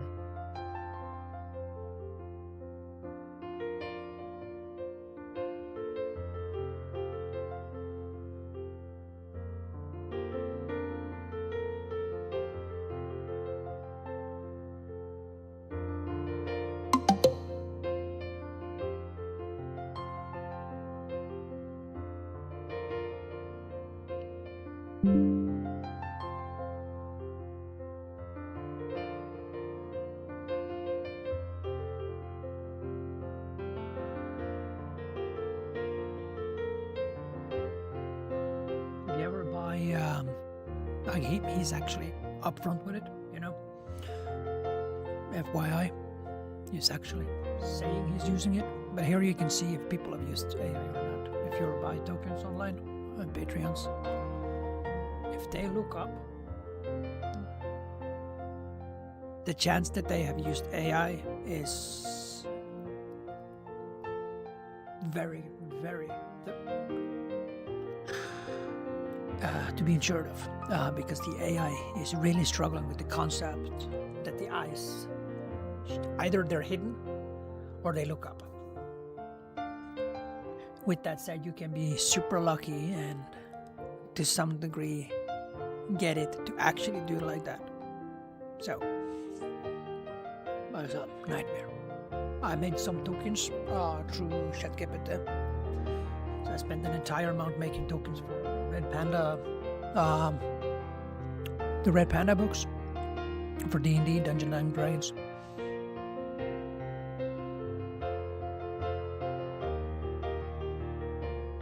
Even I find this boring. Looking through.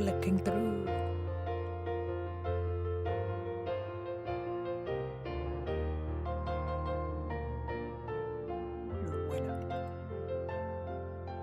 Maybe they'll remember it's crazy here.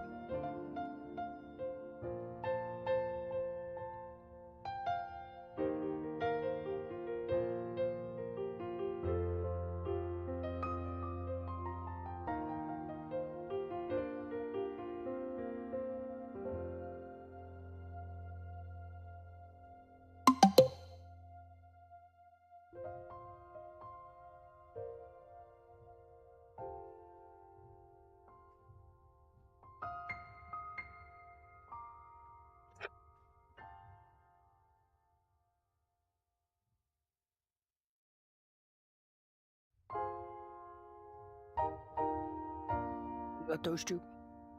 There's a lot of things, and I bought that token pack some time ago. So much.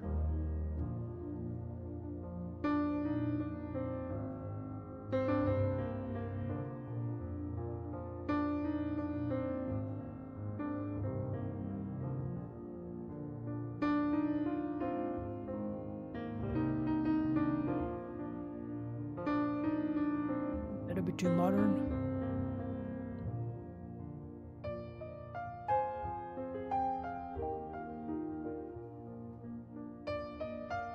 Does not have to be a dwarf though.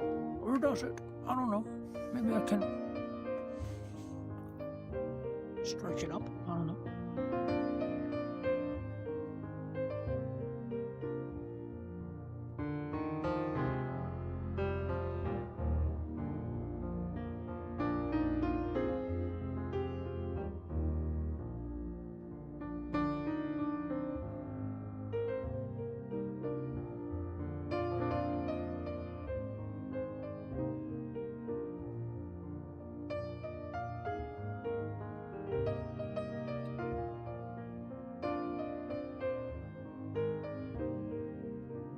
That's cool.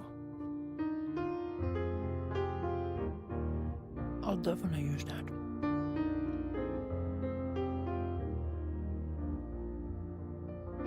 Or something later. Just change the head. So that's the head of the short body.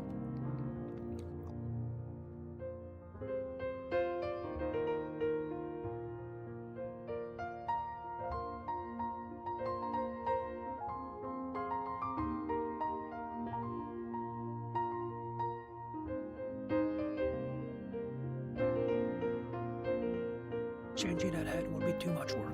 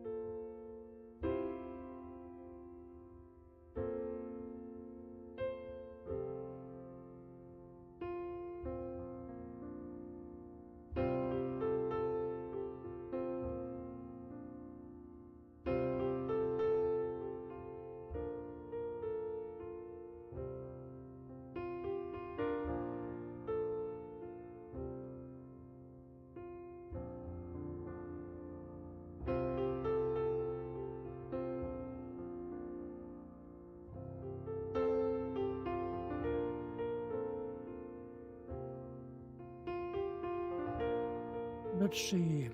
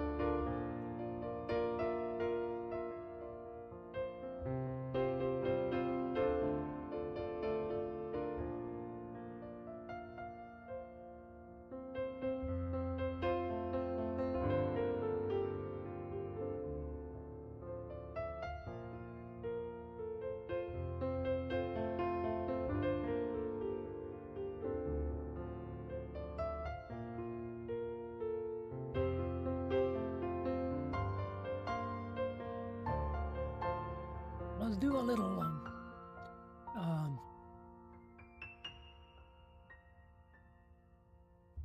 NPC check here.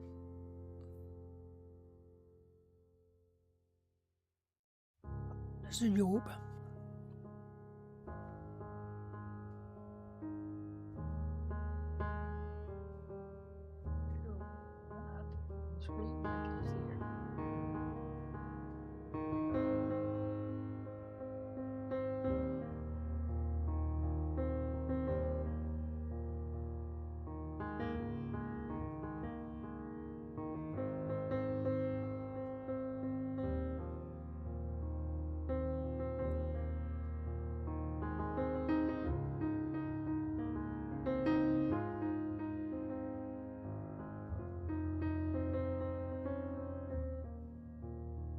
Not that guy here.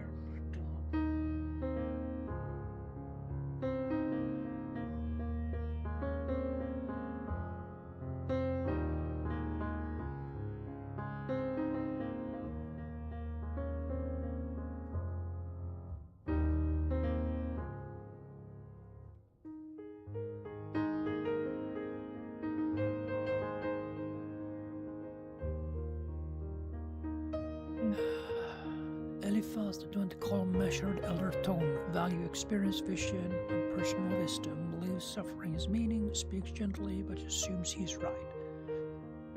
Yeah, that looks like that guy, yeah. Looks like that guy. So, popping back in here, opening this, characters, Cuban CCs. We can explain that. Basically, remember, somebody's trying to change history and they've kind of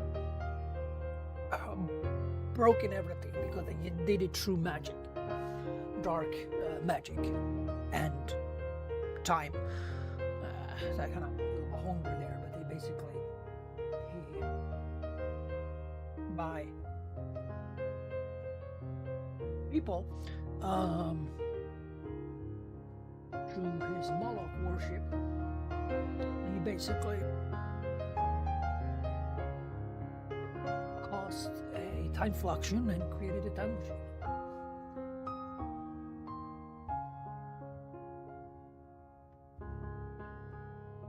Not the guy I'm sure know about the Ishal money.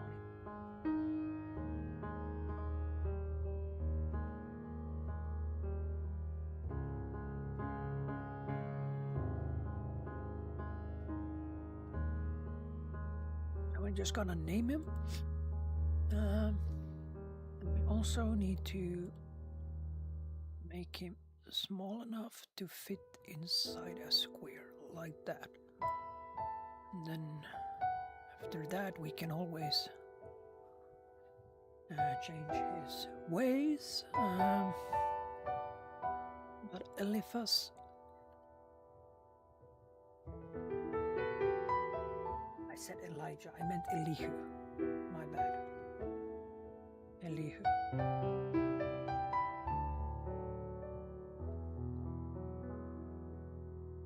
And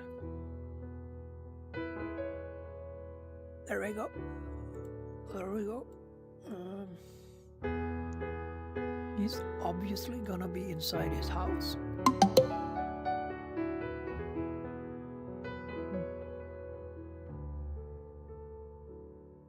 Time for me to check. A bit more info here. Value, experience, mission, and personal wisdom. Suffering has meaning, speaks gently, assumes he's right, corrects others quietly, think he is helping.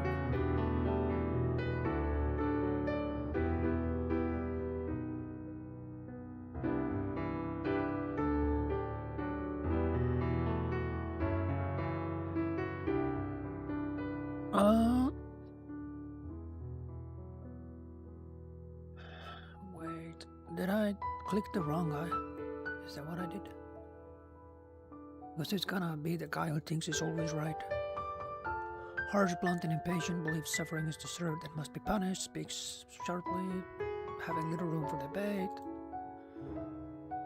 speaks in shorter statements, likely to reference ancestors for long-haul customers. Fire burns format.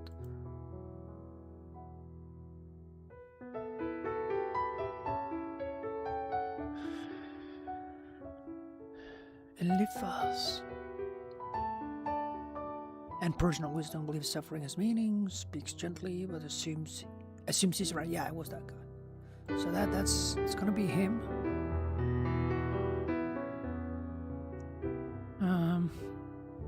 His house. The fire burns low and steady. First are folded scrolls or carved scrolls and carved tokens rest in the light. A single lamp gives of soft guidance. The space feels quiet, ordered and certain, reflective, thoughtful, shaped by experience of wisdom.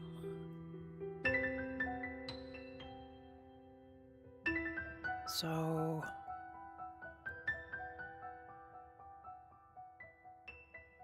gonna double check something here. Fireblaze firstly, a few stone tablets hold the stern. So, and below does it? Fireblaze not a format. Folded immediately. Yeah, okay, so that's him. So that is him. So he is in the right place. Because I kind of skipped the stone tablets here. So he is in the right place.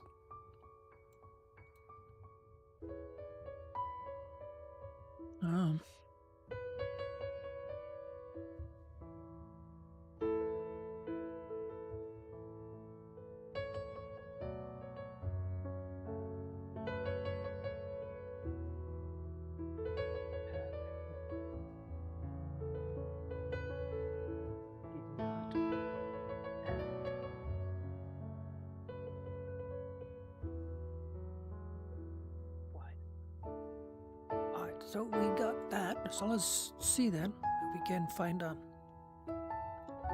lady.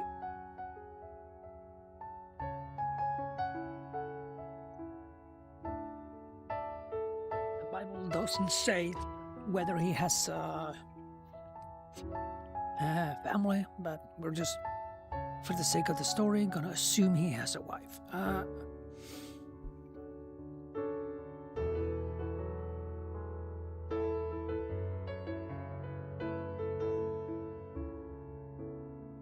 No Asians in this area, especially not at that time.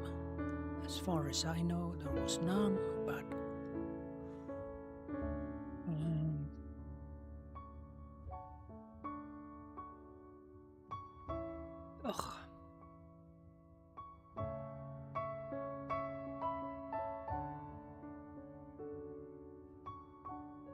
this is most likely not gonna get many views.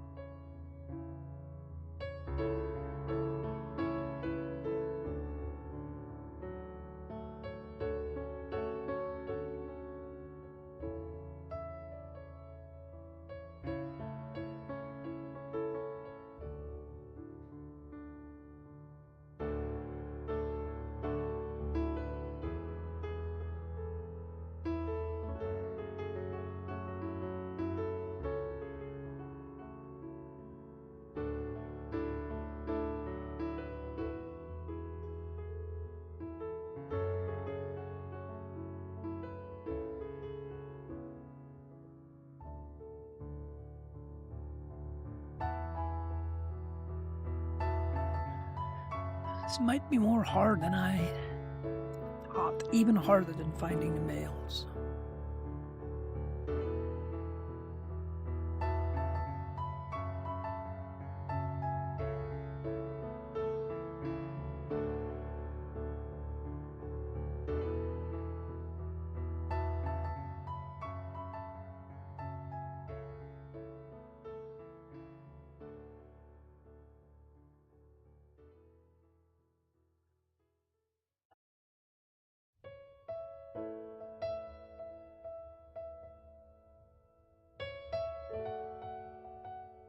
See.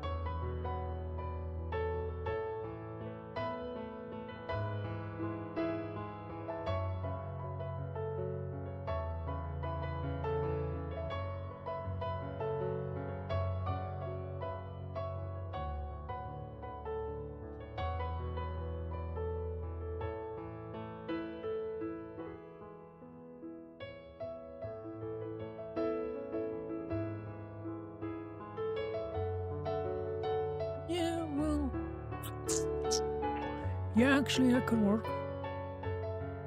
That kind of looks like a. Love to have feedbacks on that, but that basically that could consider like a holy lady.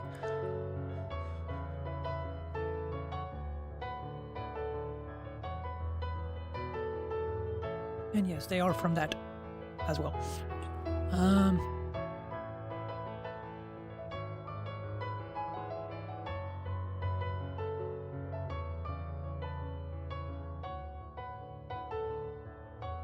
This might not be completely accurate, but well, most likely it ain't. Oh, that's definitely not gonna be a maid. It's gonna be one of their wives.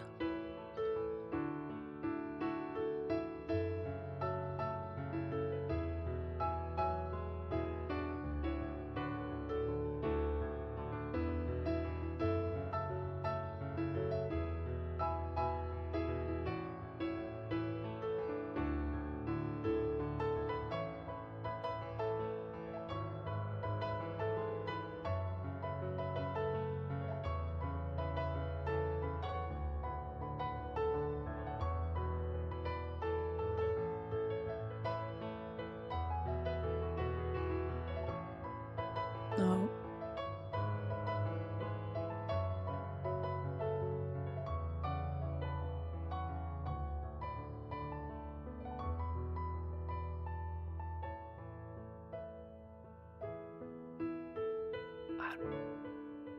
Well, yeah, maybe.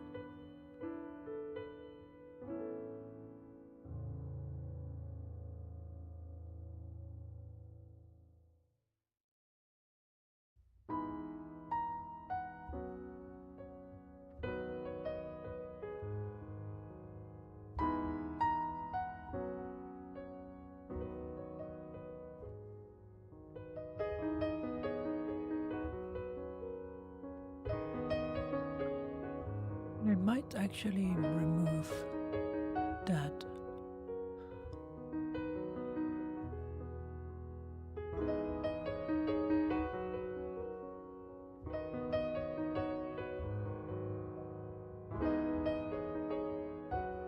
Might be some kind of COVID lady.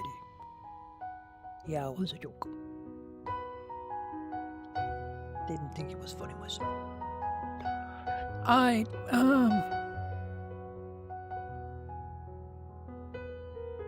And I realized that was not something I should have said.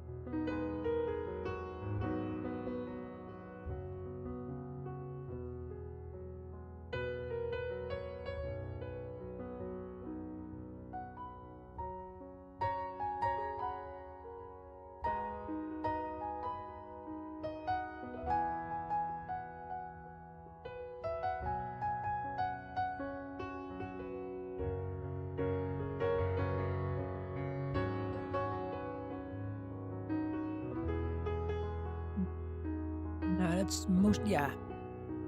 Look like some Asian fighter. I definitely do not fit in here.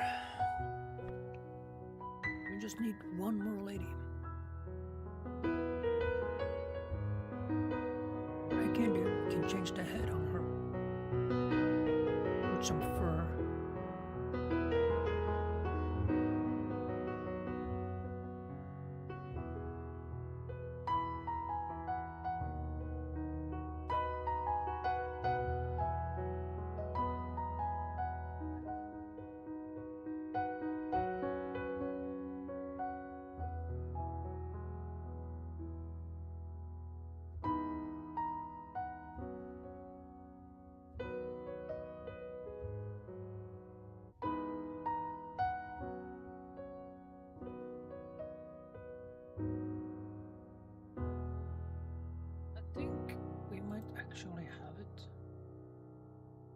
Let's see.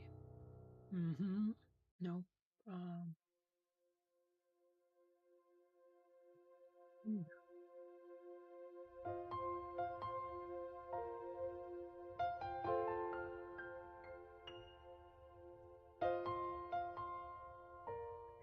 One, two, three, four. So how many are there? One, two, three, four. Yeah, that works. I got four. One, two, three, four.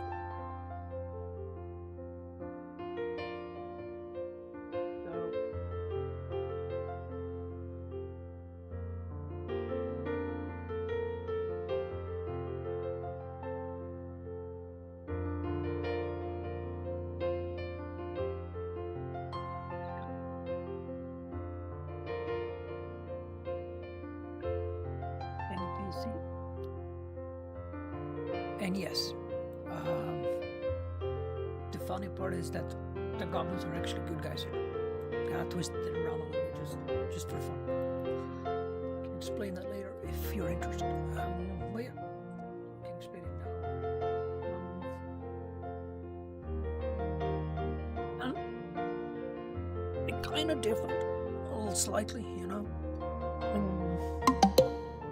Far from correct. Yeah. Okay.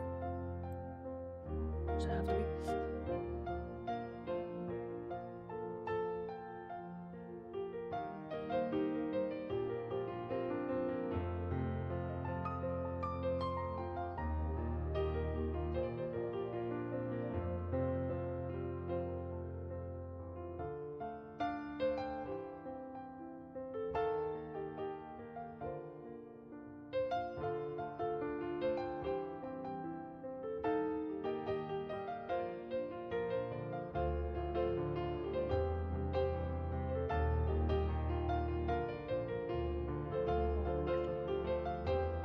But okay.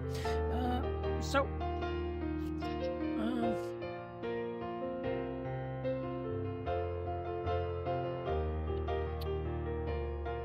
we got it.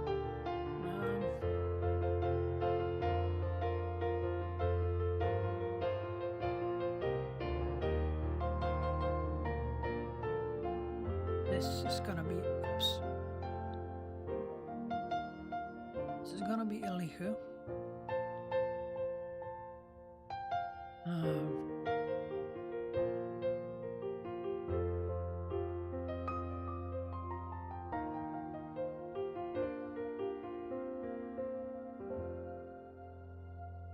Her and put this lady in instead.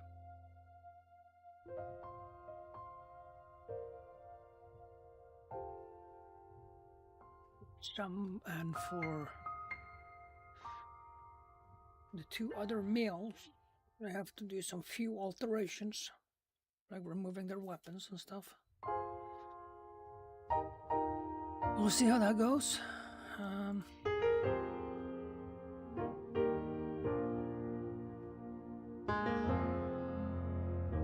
That can be his wife.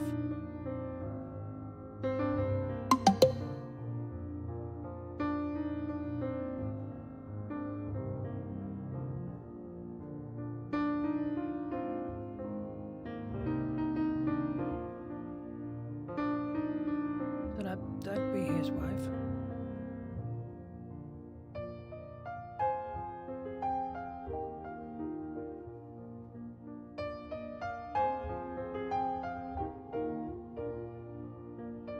In case you guys wants to see that's how it looks like.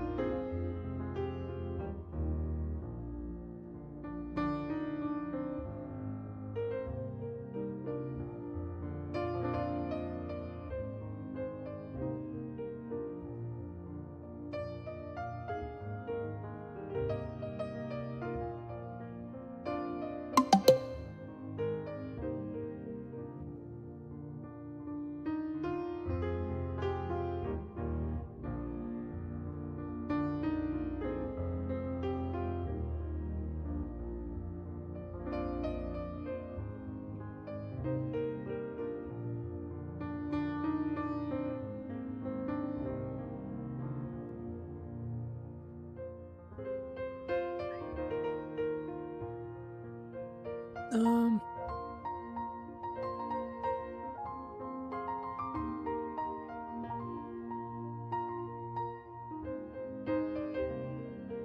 I definitely made his bed too big.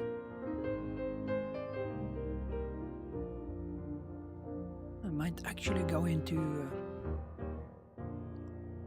and fix that.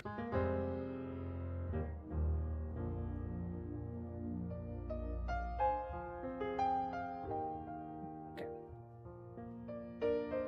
So now we got them. So let's think of a name then for Eliphaz the Timite's wife.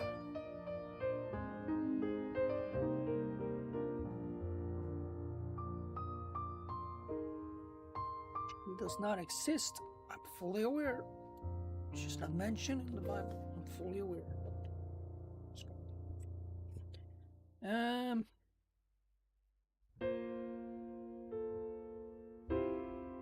Just to clarify, the way we actually do it is that we do the Bible campaign. We actually talk about what we did after another time, you know. Same. Who can his wife be?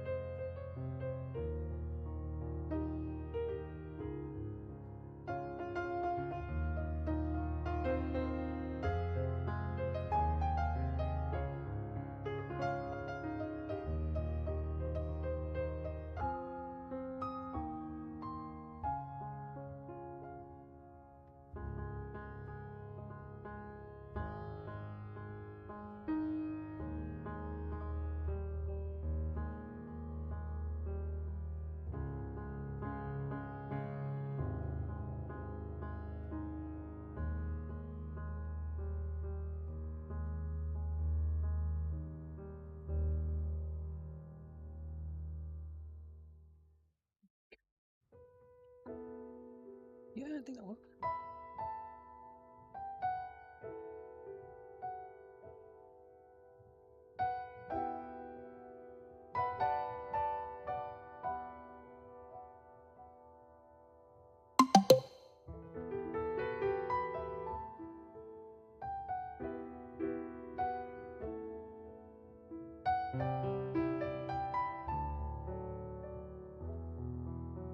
The sync between the phone and the computer is kind of nice. I think that will work. Kind of quiet, well behaved, you know. In that setting, my wife, she's well behaved, depending on how you see that, but she's not. She's the perfect one for me. Just saying. I'm not saying that. Yeah, whatever. I think that works.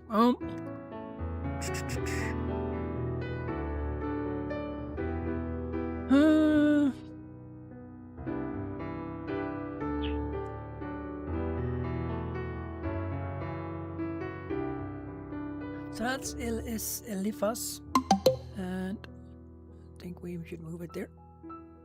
Yeah, there we go. And Eliphaz, I'm gonna take the token, add it in, around there. Now, if that happened correctly, when we then go to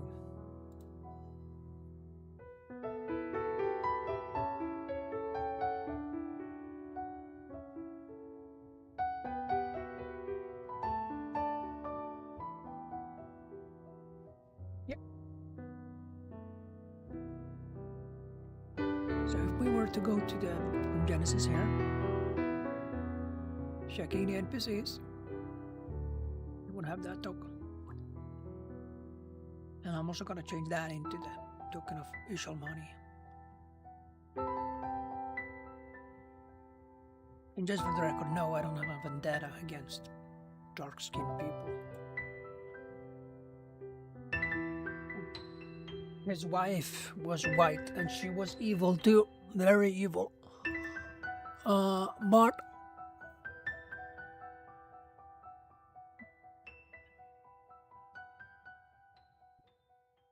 the players kind of accidentally ended up being responsible for her death. You know, they were Moloch worshippers, so they were kind of insane and crazy. But yeah, different part of the story. Well, I think that works. So you're gonna get back. Yup.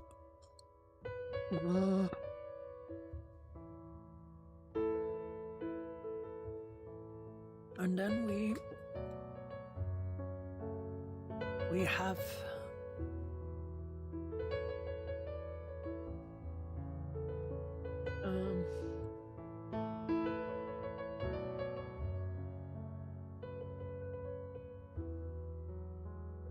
we have a Bilad, the Shulite.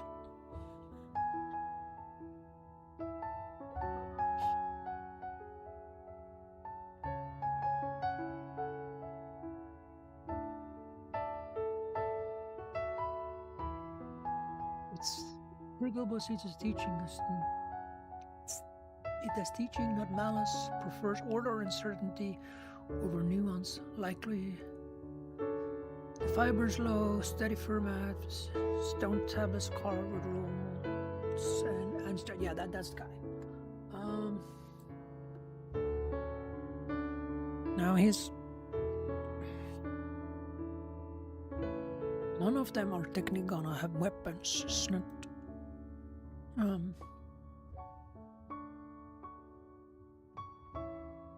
think that could work.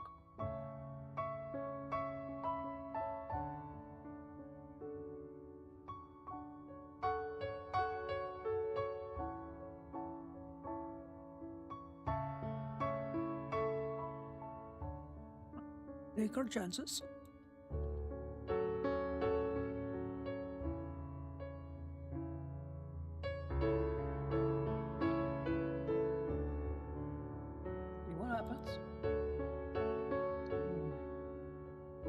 What I'm gonna do is, as the results come back as horrifying, which I have experienced, I'm gonna use Google, not ChatGPT, to remove the weapon from this guy. Right here. I'm not gonna add him in. I'm gonna remove the weapon from this guy. But first, let's remove the shadow.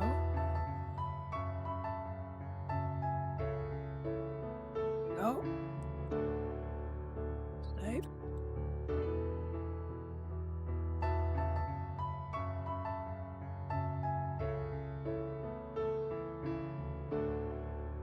Yeah. So.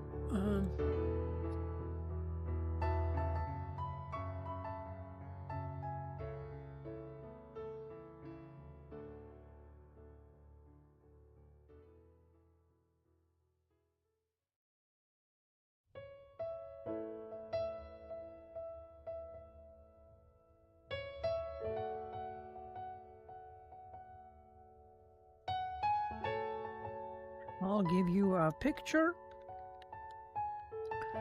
of a token. Don't change anything before you have my instructions.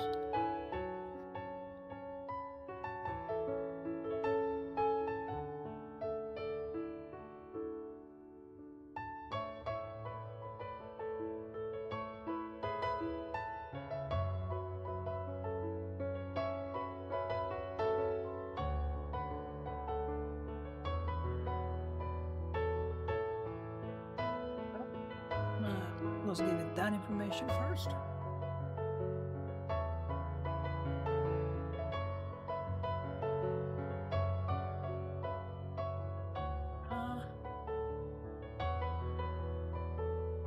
Add it in. Here we go.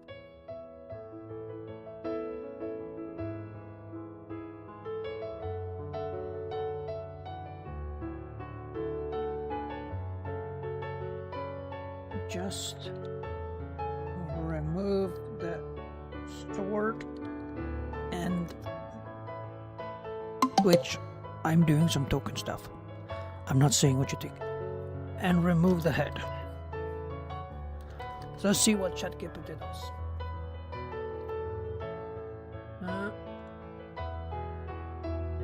Sword and remove the head. And if the result is not horrible in such a way that it's borderline insane, I'll show it to you even if it's bad or good.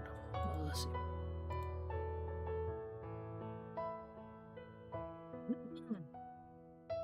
So while we wait for that, I'm going to show you guys around, technically. Basically, it looks like this, but they haven't seen it yet. There are animals. Said I had a bunch of animals. Need to look a little bit into it. I don't think it says specifically what animals he had, but you know. Fun and all. And then you have here, you also have, wait,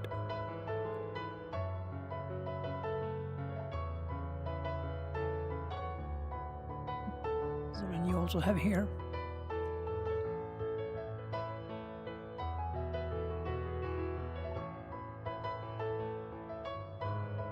you have their houses, and basically what I will do is like I will flip a picture up like this. I don't have it here right now, so I can't show you guys, but for the player I'll flip up a picture where they can actually see what that is. It's like a statue, and a statue of Ishalmani. Won't fit perfectly, but it works.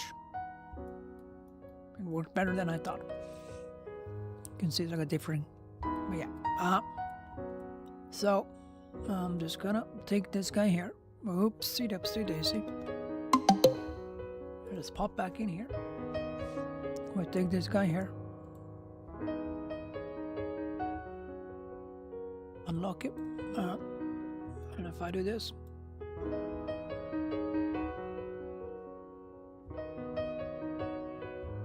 enable teleporter. There he's basically teleported into this area here, or walk in the gates. The reason for this is like that these players can't see, but this is basically a like angelic type.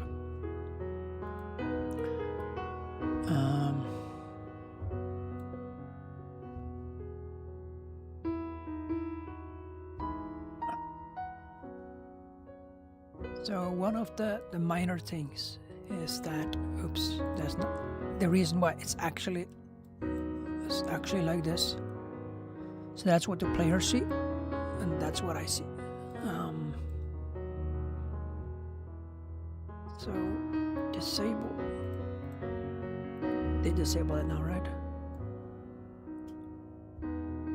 Yeah, it's disabled. Good.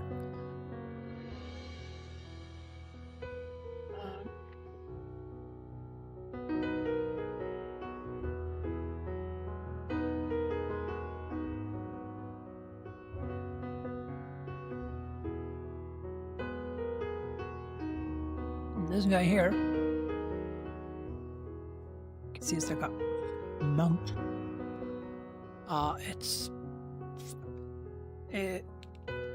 It's actually based. It's a character that I made with the Nimble 5e, the shepherd. So I'm planning to incorporate into this campaign to see how it works. I'm hoping that will work fine.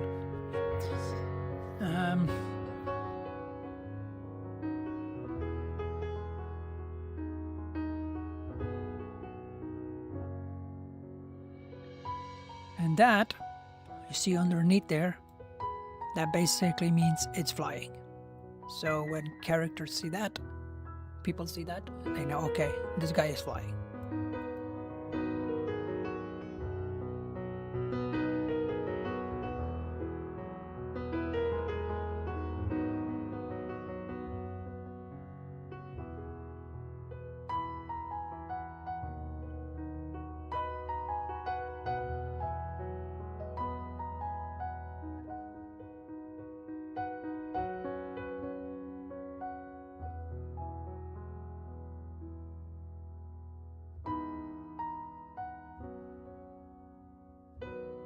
And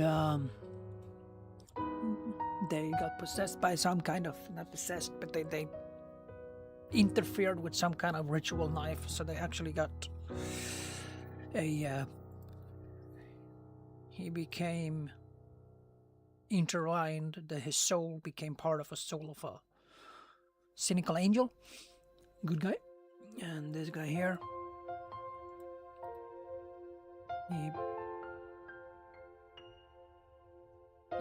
this guy here, he became with the demonic thing that was inside. So basically, actually, the wife of Ishalmani,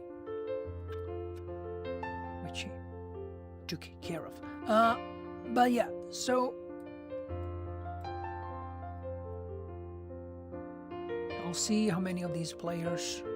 This used to be Wolf, but it became a dire wolf when something happened. So yeah, here is the basement of Yuba, of all things. He said he had rich, he had a big house, and was rich, so hence he has a basement. Oopsie doopsies.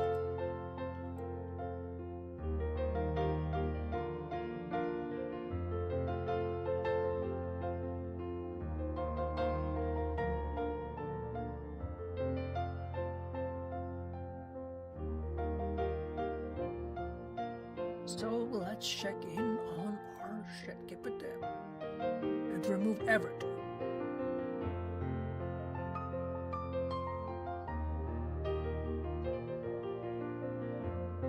Transparent background. And you removed his hand as well.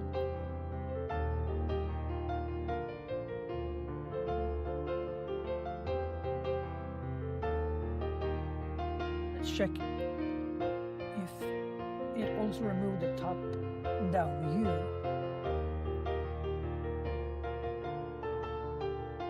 I'm gonna see in a moment.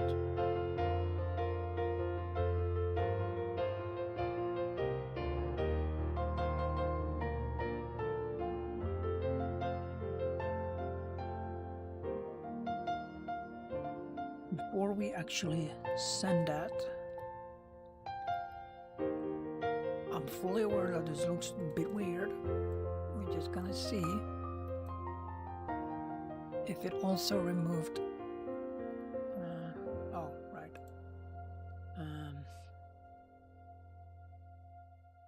Download.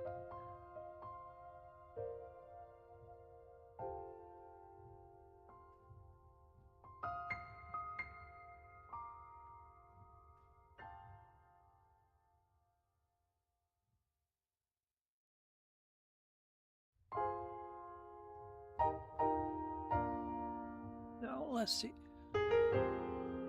Fully where it removed the hand as well. I'm not surprised. We want to see if it also removed the top-down view. Sometimes it's not that easy to see. No, it didn't. So that's good because it didn't remove the top-down view. Transparent and you removed his hand as well. That was not something you were supposed to do. And him holding a ink feather instead.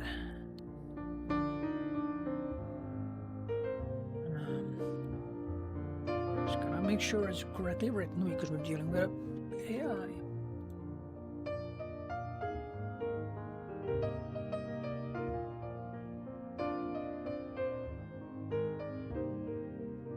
Instead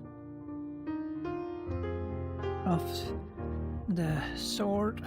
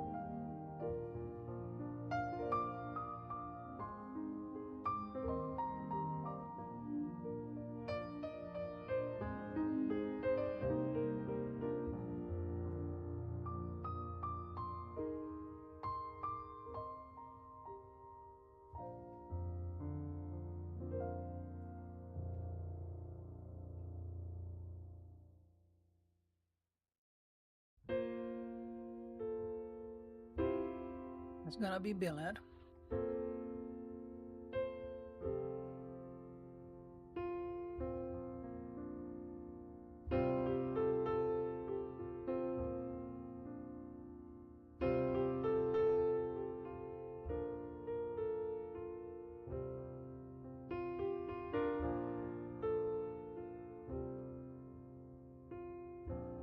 We'll wait for that.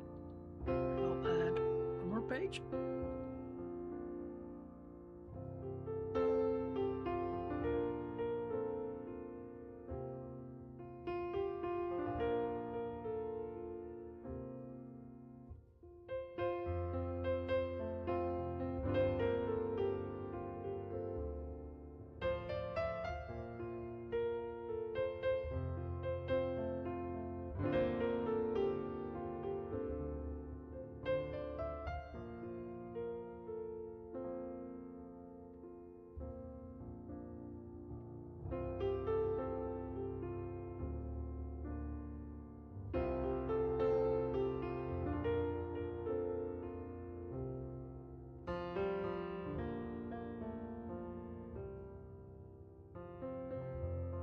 Just double check this nut.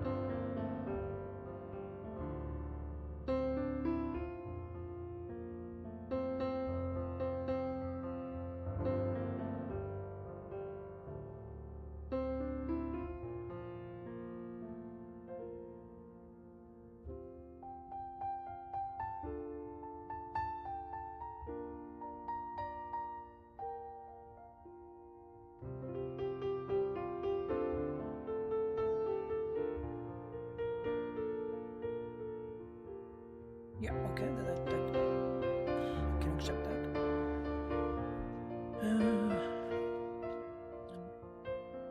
Like this.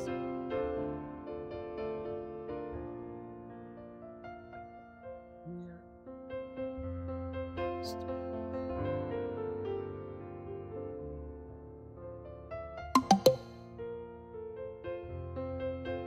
Like this. Copy.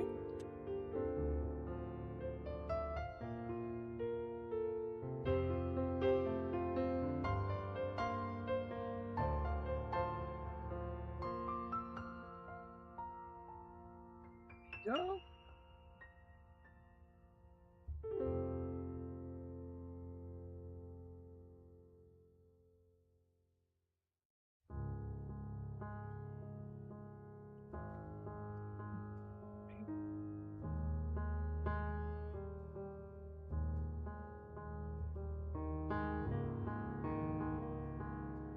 So we're gonna go to Terravia. Down here.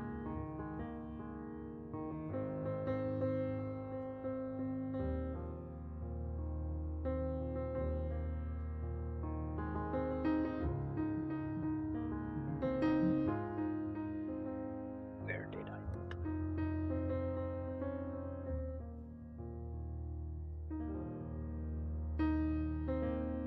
Jeez. Then we're gonna add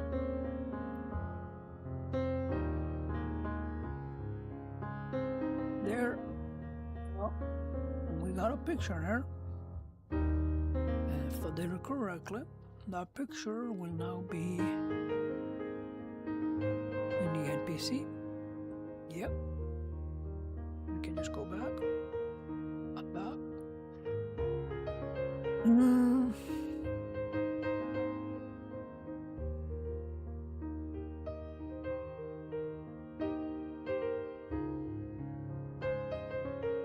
Yep.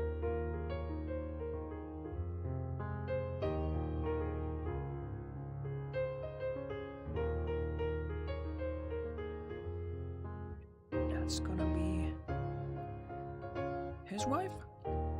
Oops, that's not gonna be him. That's a mistake. Let's delete it. Okay, and then it's gonna be his wife.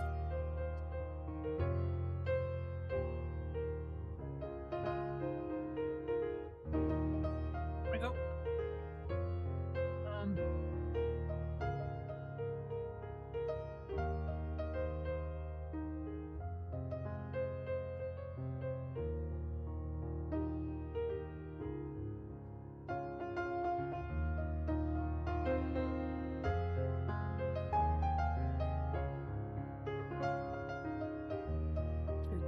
ChatGPT, what it did. You see, this is why working with it is absolutely horrendous. We're gonna delete that because we can't use it.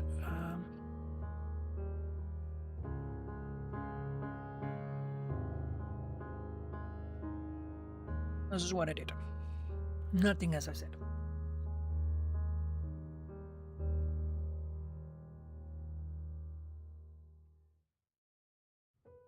You can see that's what I did. Not even close to what I said.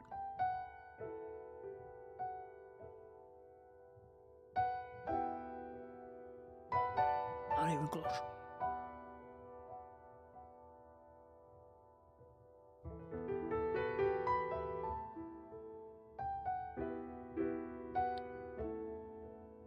Let's check one more time. You removed. Oh, let's try one more time. I don't know if it's actually possible, but open Saturday new chat. Nope. There we go.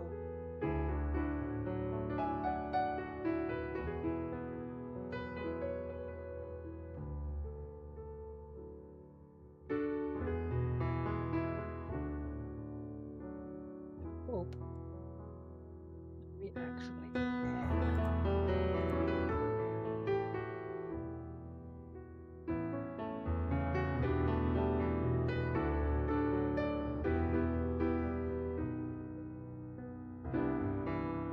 Remove the head.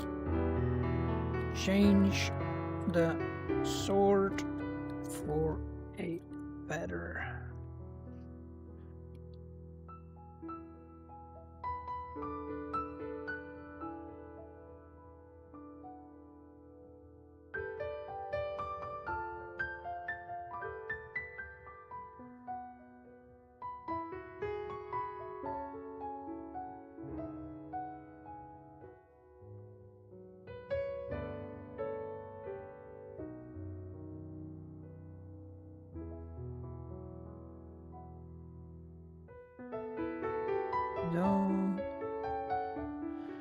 Don't change anything else.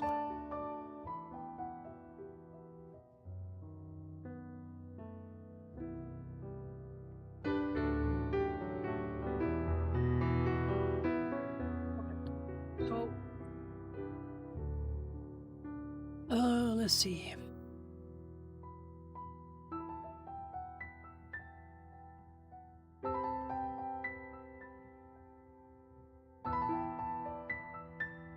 We're gonna change a little bit on that one, but we're gonna do that manually.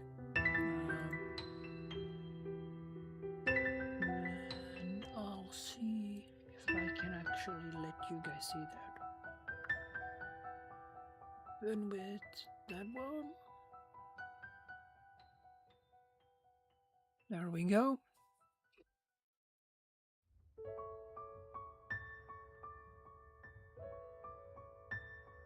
And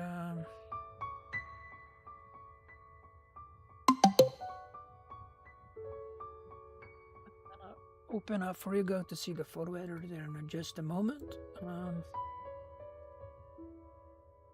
just first popping into the Dropbox and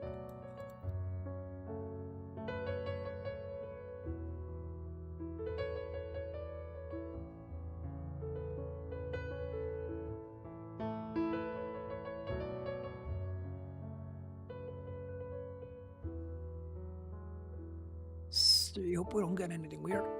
I don't think we should.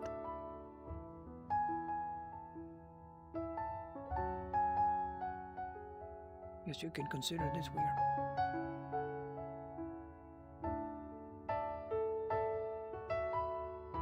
Definitely. Gonna get them some hats. Get different hats.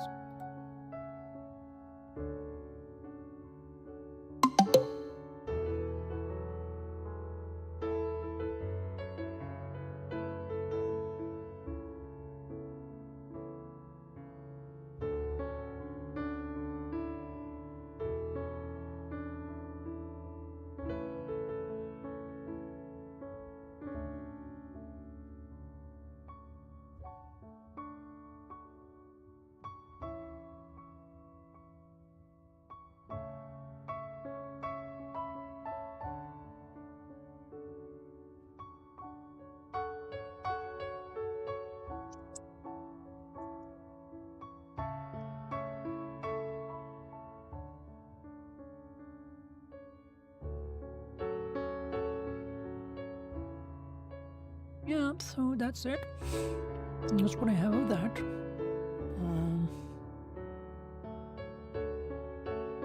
I guess that will work.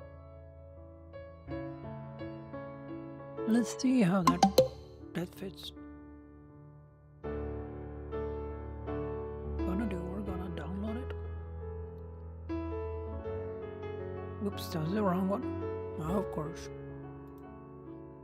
Let's download it and let's see.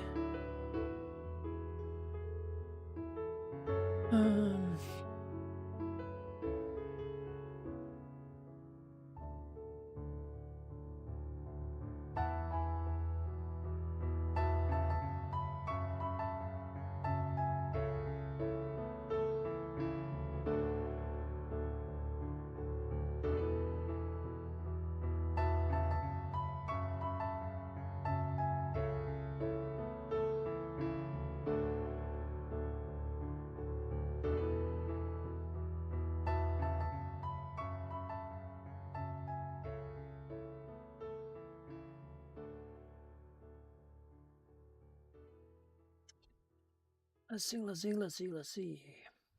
Where did my brain go? There it went. So let me just check.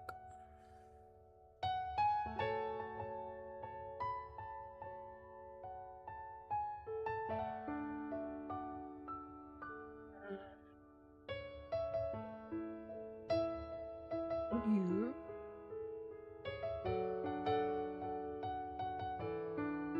Windows capture. Photo edit.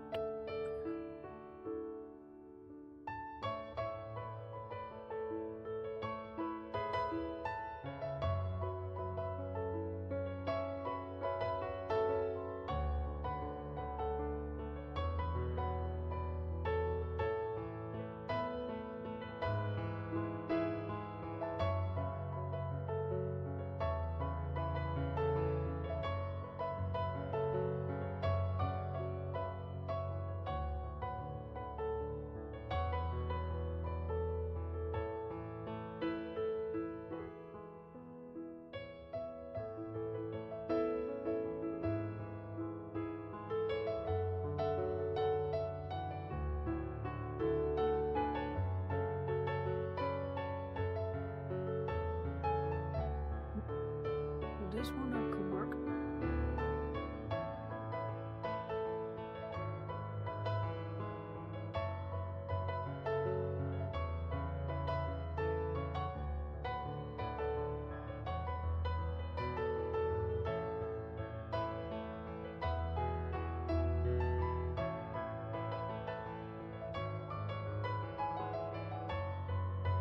Go.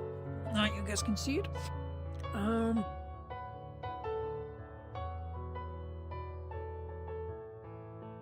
Then we are just gonna open up the other files. Give me a moment.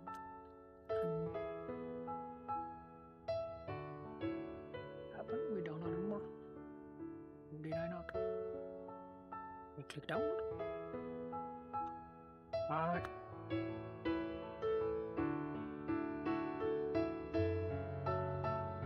So just for the moment,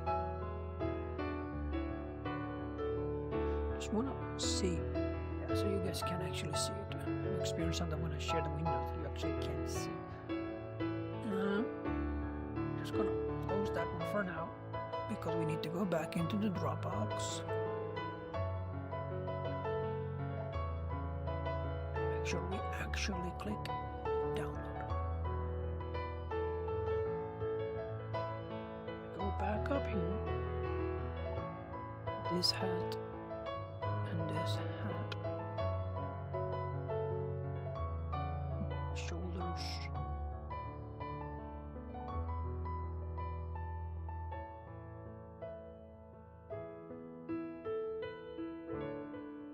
And these shoulders.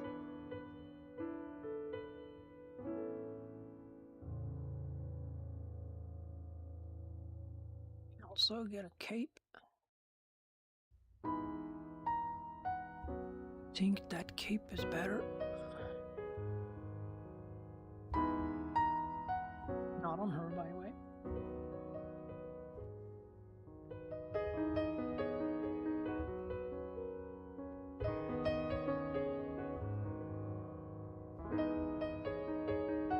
Yeah, so why is it not downloading?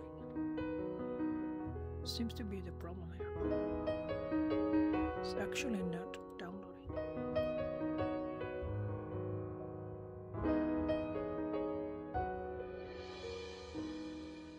Yeah, no, I'll fix it.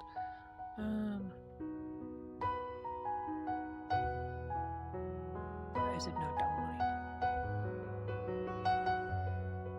Yeah.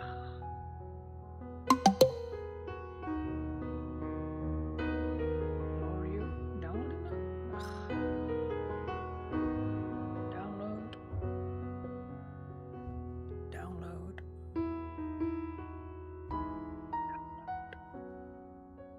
Download. Download.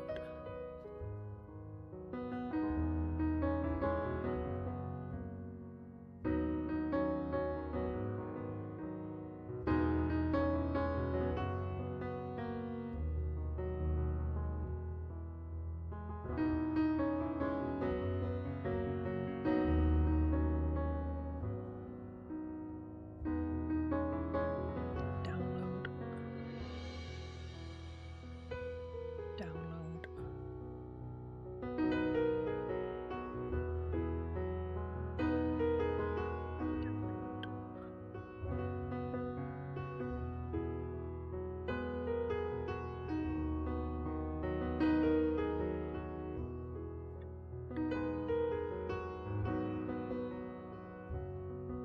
Well, I thought I had the black hat. Cat.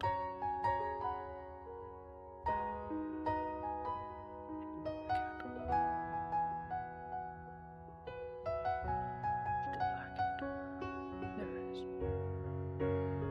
Okay, so now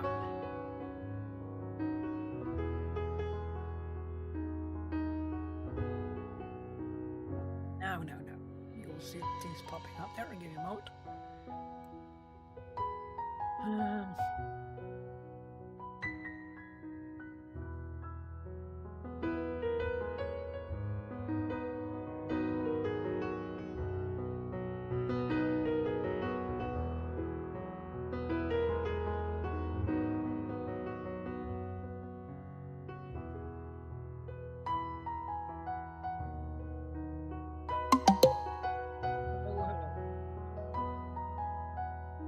Let's see.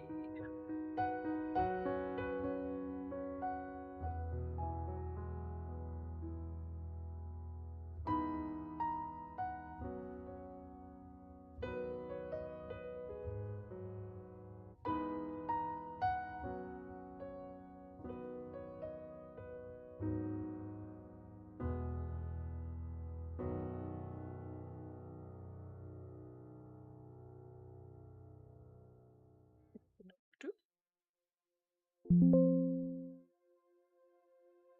Have it.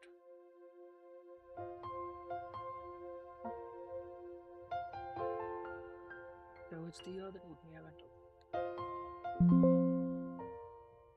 Have opened them all. Oh, okay. Okay. So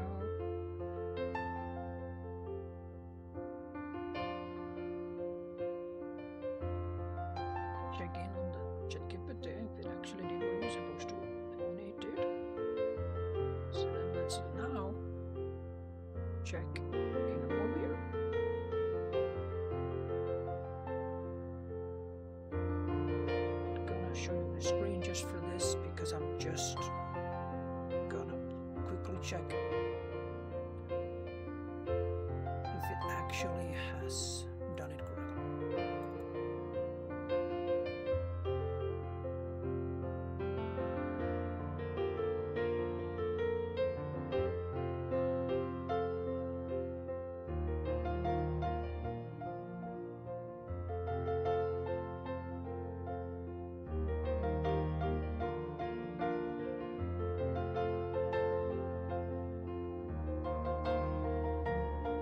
Yeah, that's stick. Edit with paint. Remove background. Don't save. Stick. Did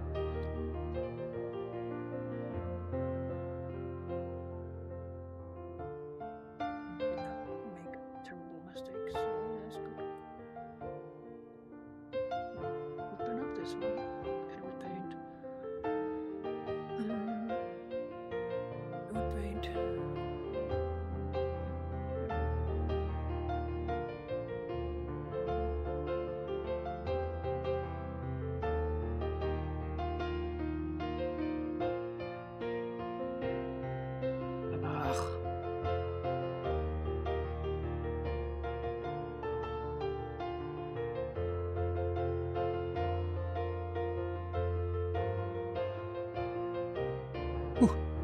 Oh, that was close.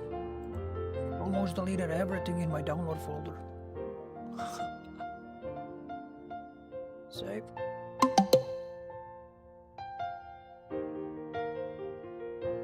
There we go. So yeah, for some reason he's called third 30 copy because I had to make a transparent background. So technically speaking, that's the guy we actually had.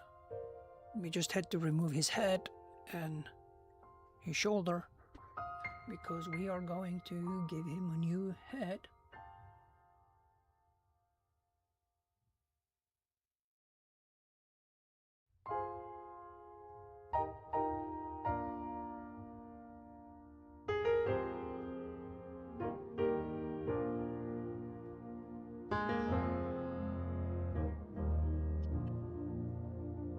Yeah, that can work. Copy, paste.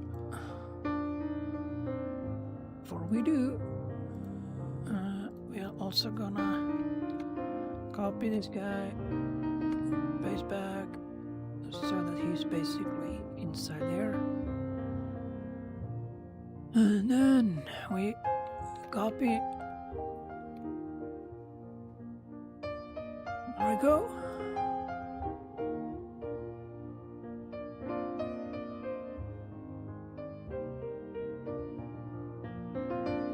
Get the head correctly. And I did not open the black hat. There you go. I'm gonna take the black hat. Copy. Paste.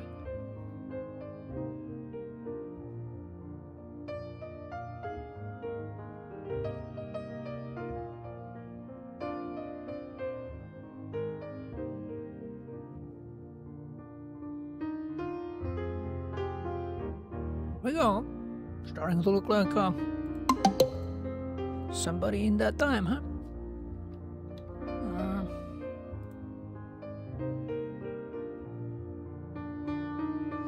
So, oopsie doopsie daisy. Let's actually that one is already ready, so let's not waste it. Copy, paste.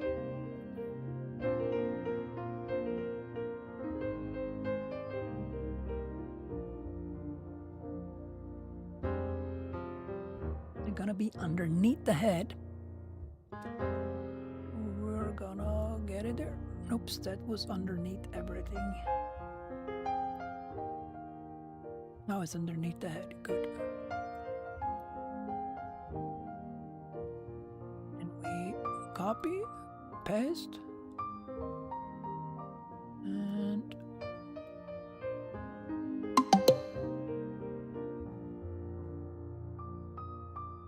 flip.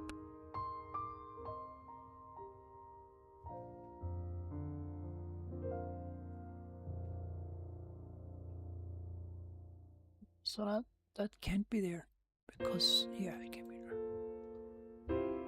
So basically like that. And I don't know if it's gonna be a little bit too much, but let's see how Actually, I want to find a cape that is slightly better.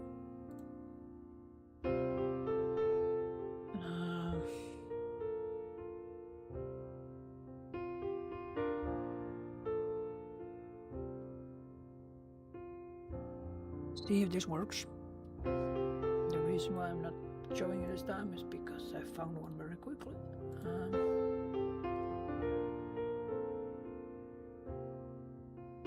Go. We take this, copy, paste. Only we need to get it there.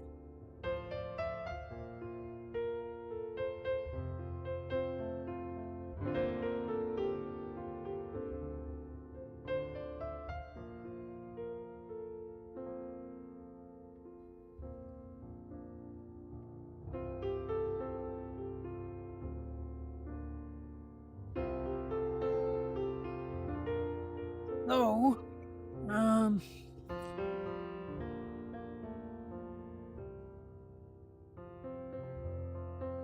Let's just, for the time being, check. How would it be if I had it there? Okay, how would it be if I had it there?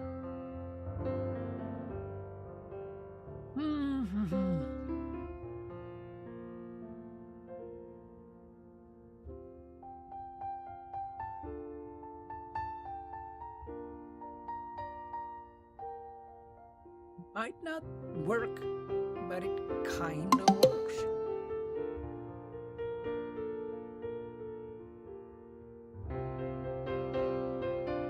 Let's check with this.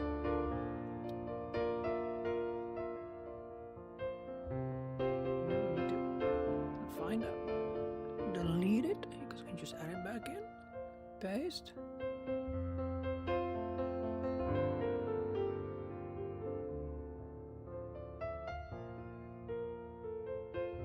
We do this, we need to cut out the arm and kind of paste it back in. But let's see. So that it actually comes there. But theoretically speaking, this could actually work.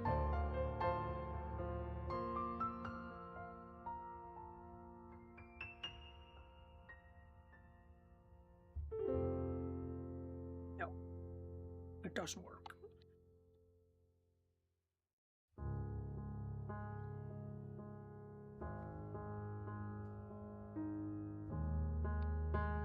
I know, technically speaking, when you're inside, that shouldn't be like that, but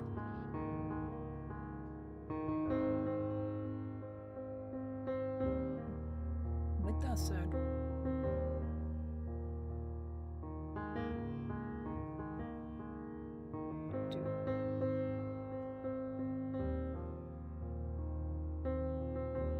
so that never works. That didn't work. Okay. Shut. Yeah, I got it. I know. I am fully aware. Fully aware.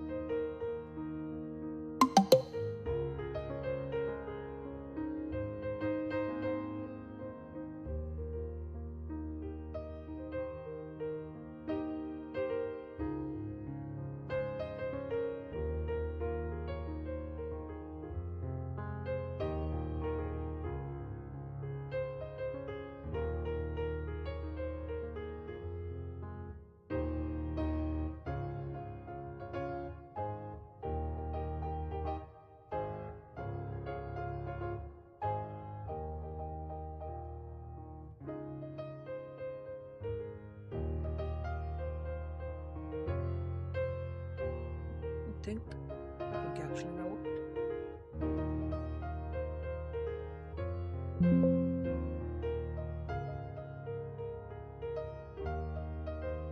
See? There's PNG. Downloads.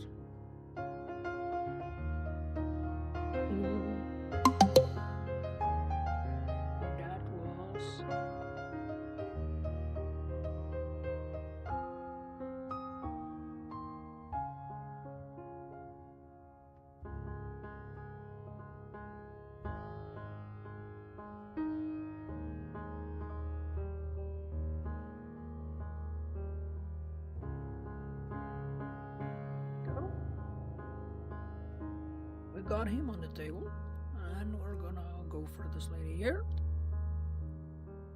Cut, paste. Since she is the wife of Job, she's gonna be somewhat kinda rich looking. I think this will actually give off that vibe.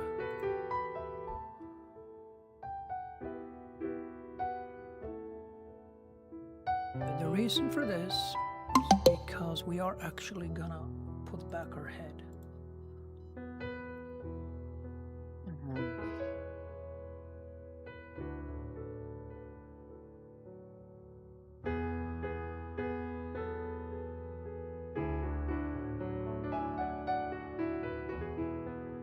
So I guess we actually have to do this. To a certain degree, that didn't actually do what I was hoping it would.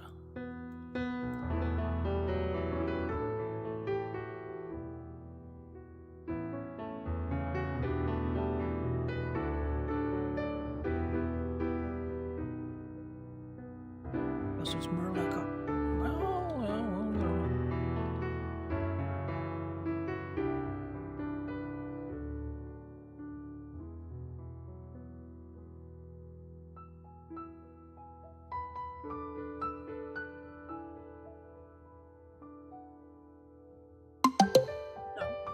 It doesn't actually work.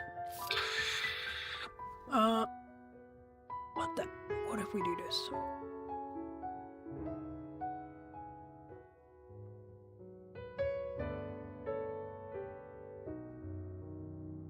If we do that,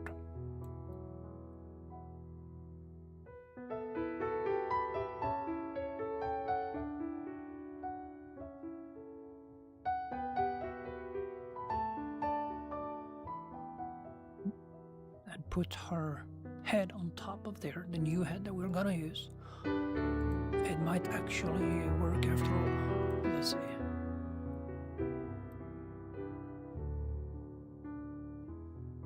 Gonna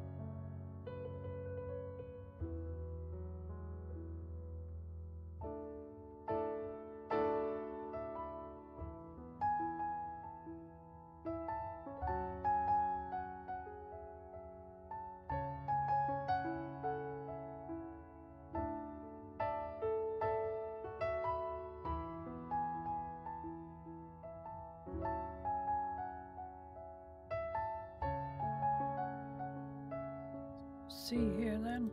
We're not just gonna...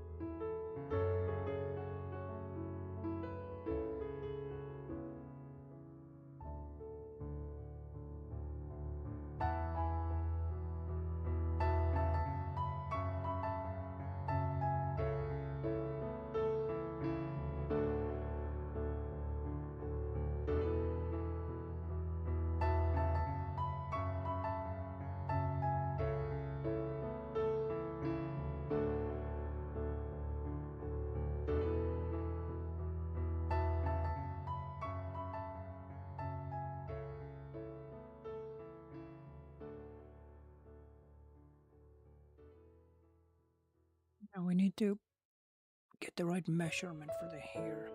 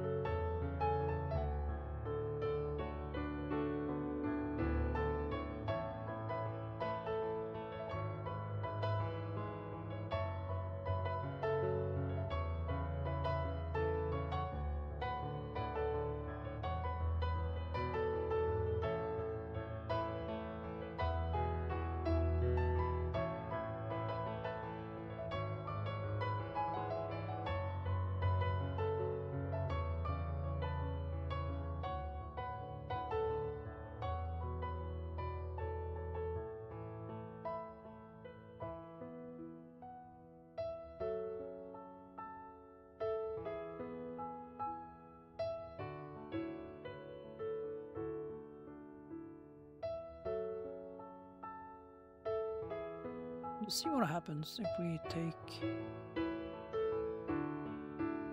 this one at the top here.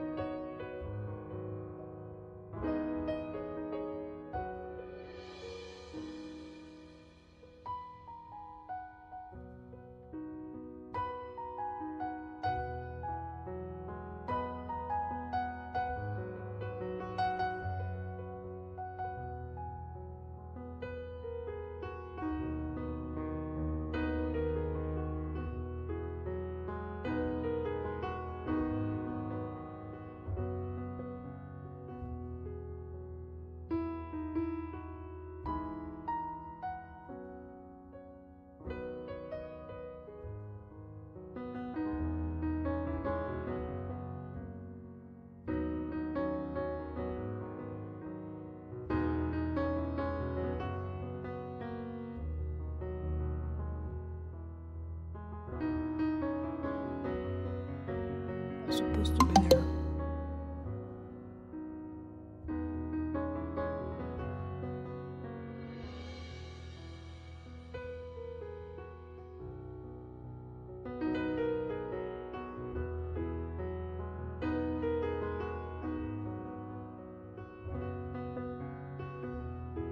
So that was the head.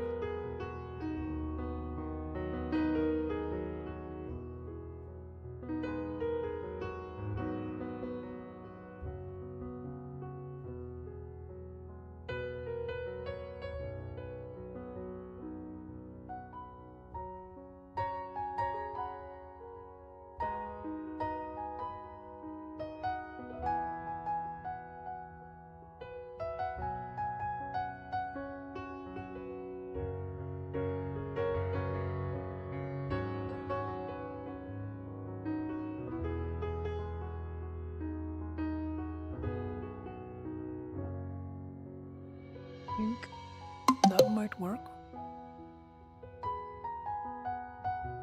Actually, and then we copy it and we paste it. We flip it.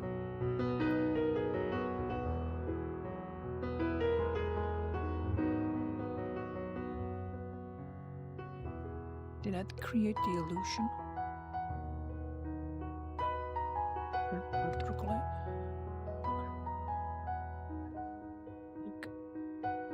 Indeed. No.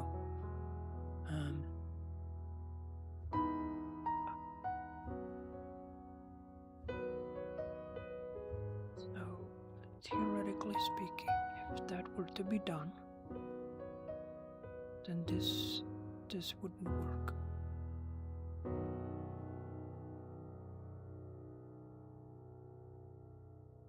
And yes, I think I know what you guys are thinking. Hey, what about the head?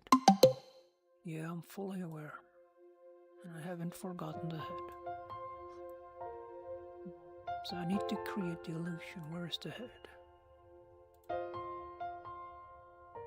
that the head? No, that's not the head. It's the head. That's the head.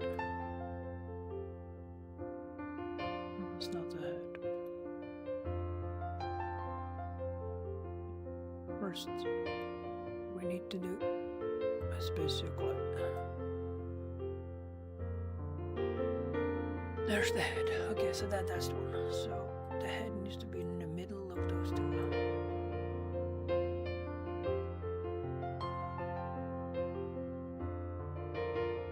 That's that one.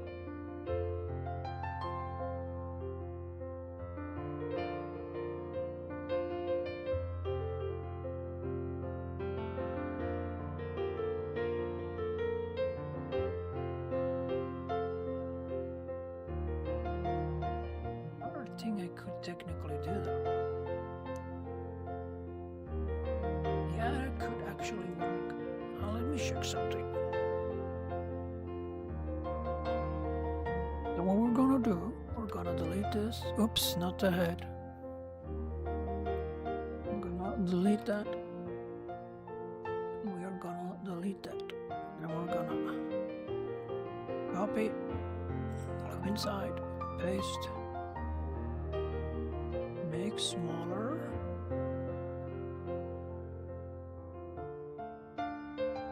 To shape this into the head.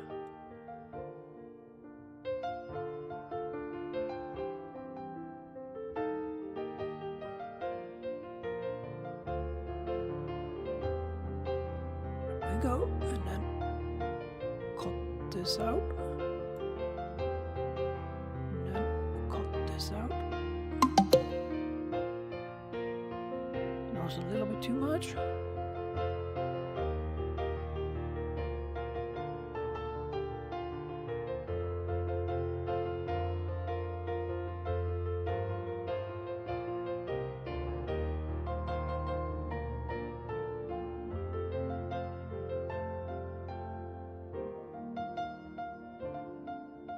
And then we need to find the cape. This is the cape. Okay. Now comes the difficult part.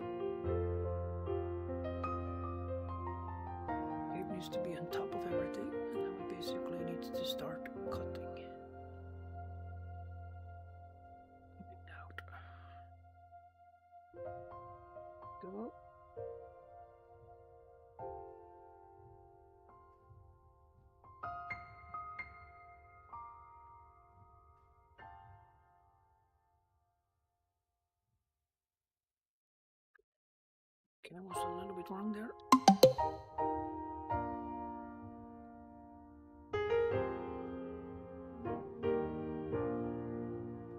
So I guess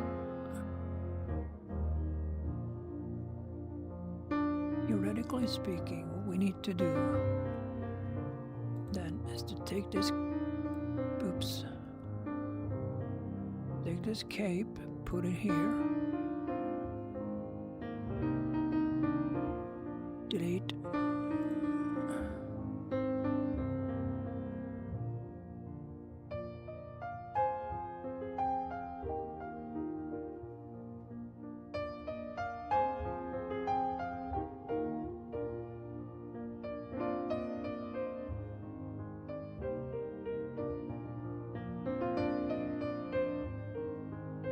let's make it a for cape instead.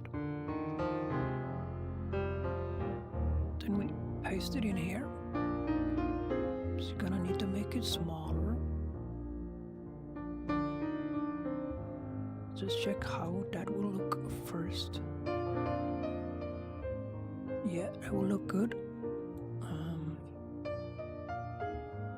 Gonna do though is put it like this, and then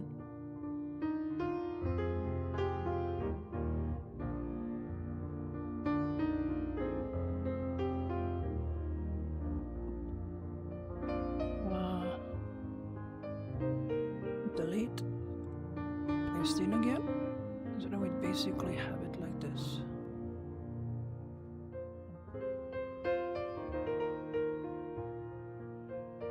So, and we keep original aspect ratio, take it down off.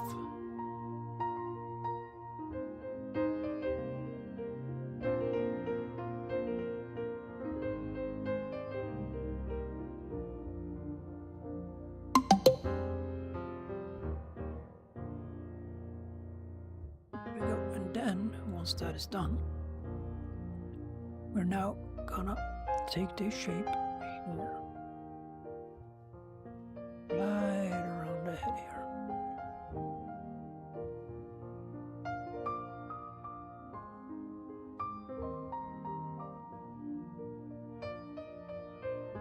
That was a little bit of a mistake.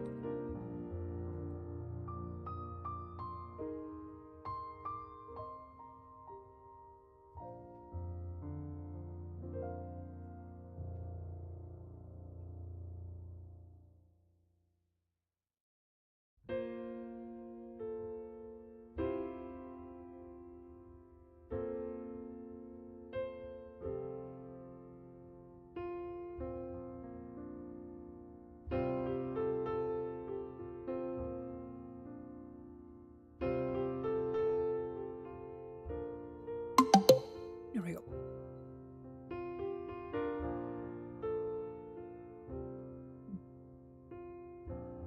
You know, I think we might actually take this one, delete it,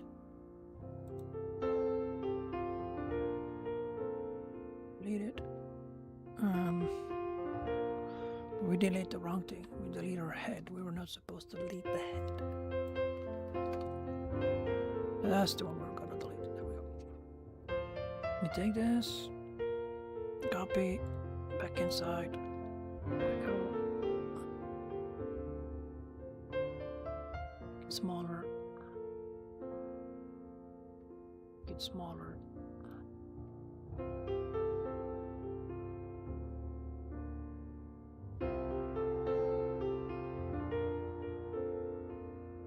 So I'm gonna cut off something, but we're gonna try to be more careful so we don't actually take the edges there.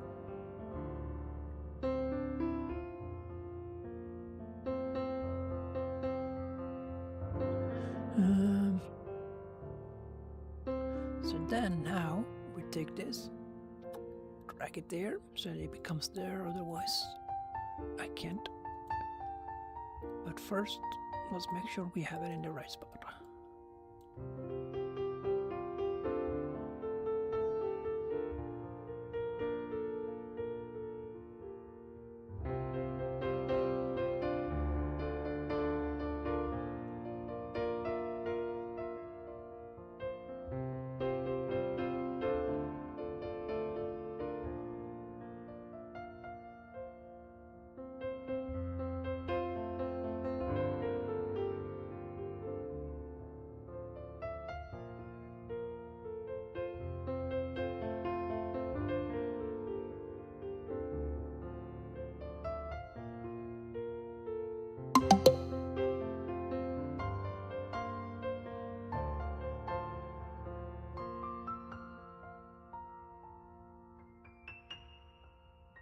take this approximately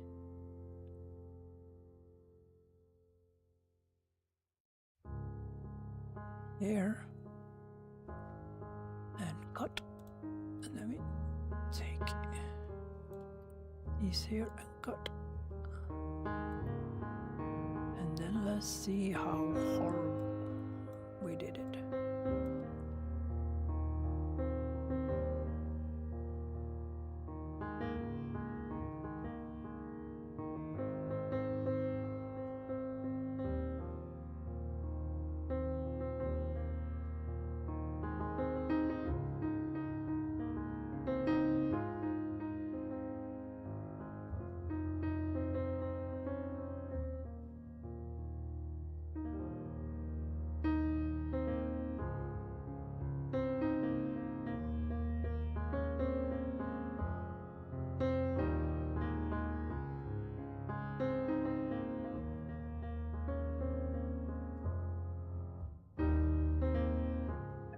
That does not look good. That didn't work.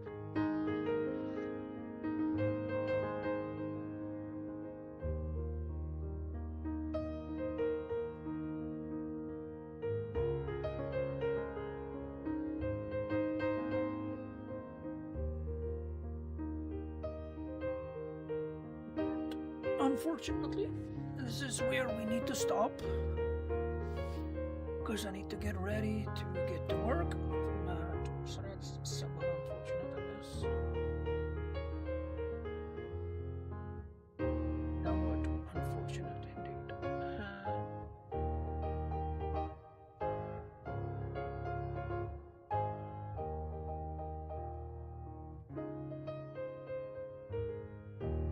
We have time for this.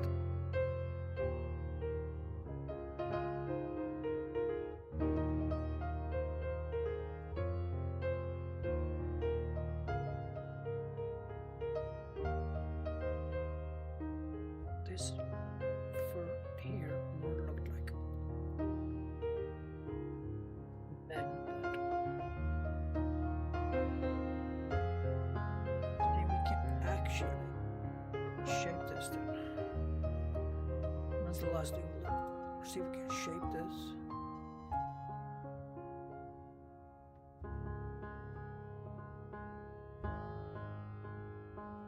That looked like a failure, but it might not be.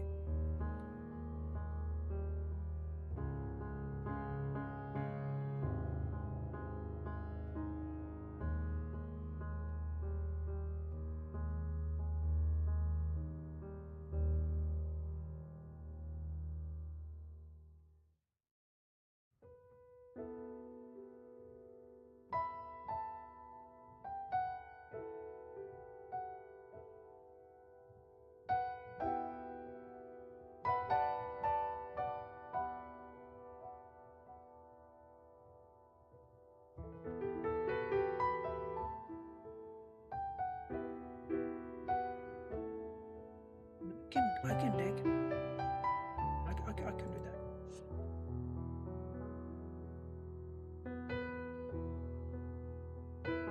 Try this one more time. If this doesn't work, and this is where we end. Within 5 minutes, I should have to work on this. Let's see if I actually can finish this. Busy.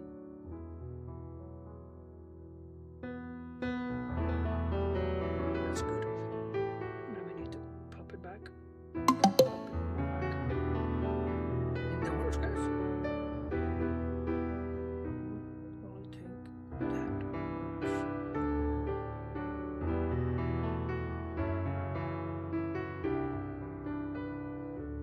I think that works. Kind of happy with it. Flip it, I think. Back, flip.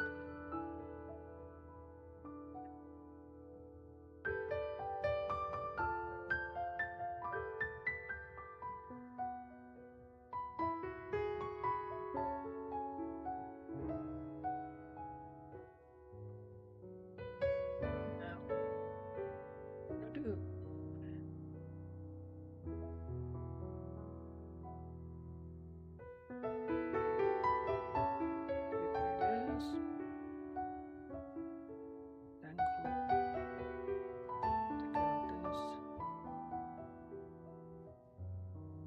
to do that, I need to take it to the top, and then like this, like so. Need to remove the old row, and I need to paste it in. I need to paste it back. It's here to basically kind of formed here. So it should be like this. This.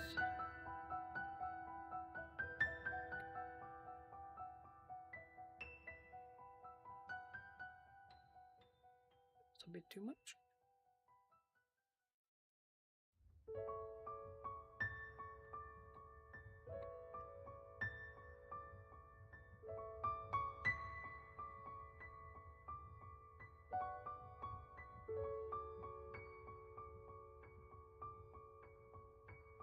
Might actually look better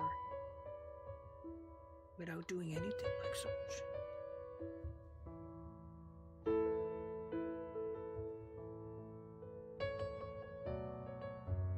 Actually be better, just do this.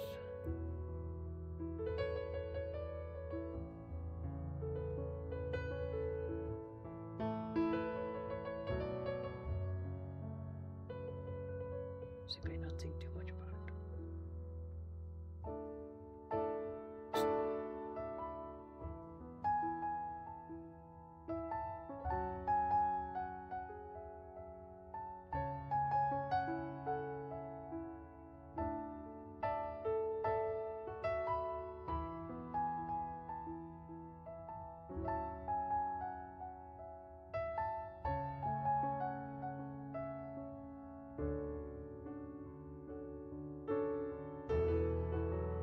Not I'm gonna use that for a different NPC. But for now we are up at home and save as for the pet project. So that's where we are gonna end it today. So thank you so much for watching, and I hope you have an amazing and a wonderful day. It's kind of an abrupt, quick ending. That's definitely where we're gonna end it.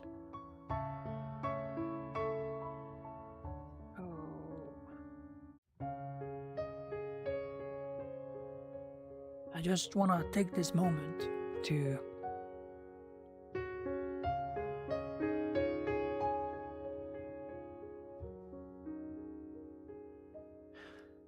tell you that whatever you go through, in life,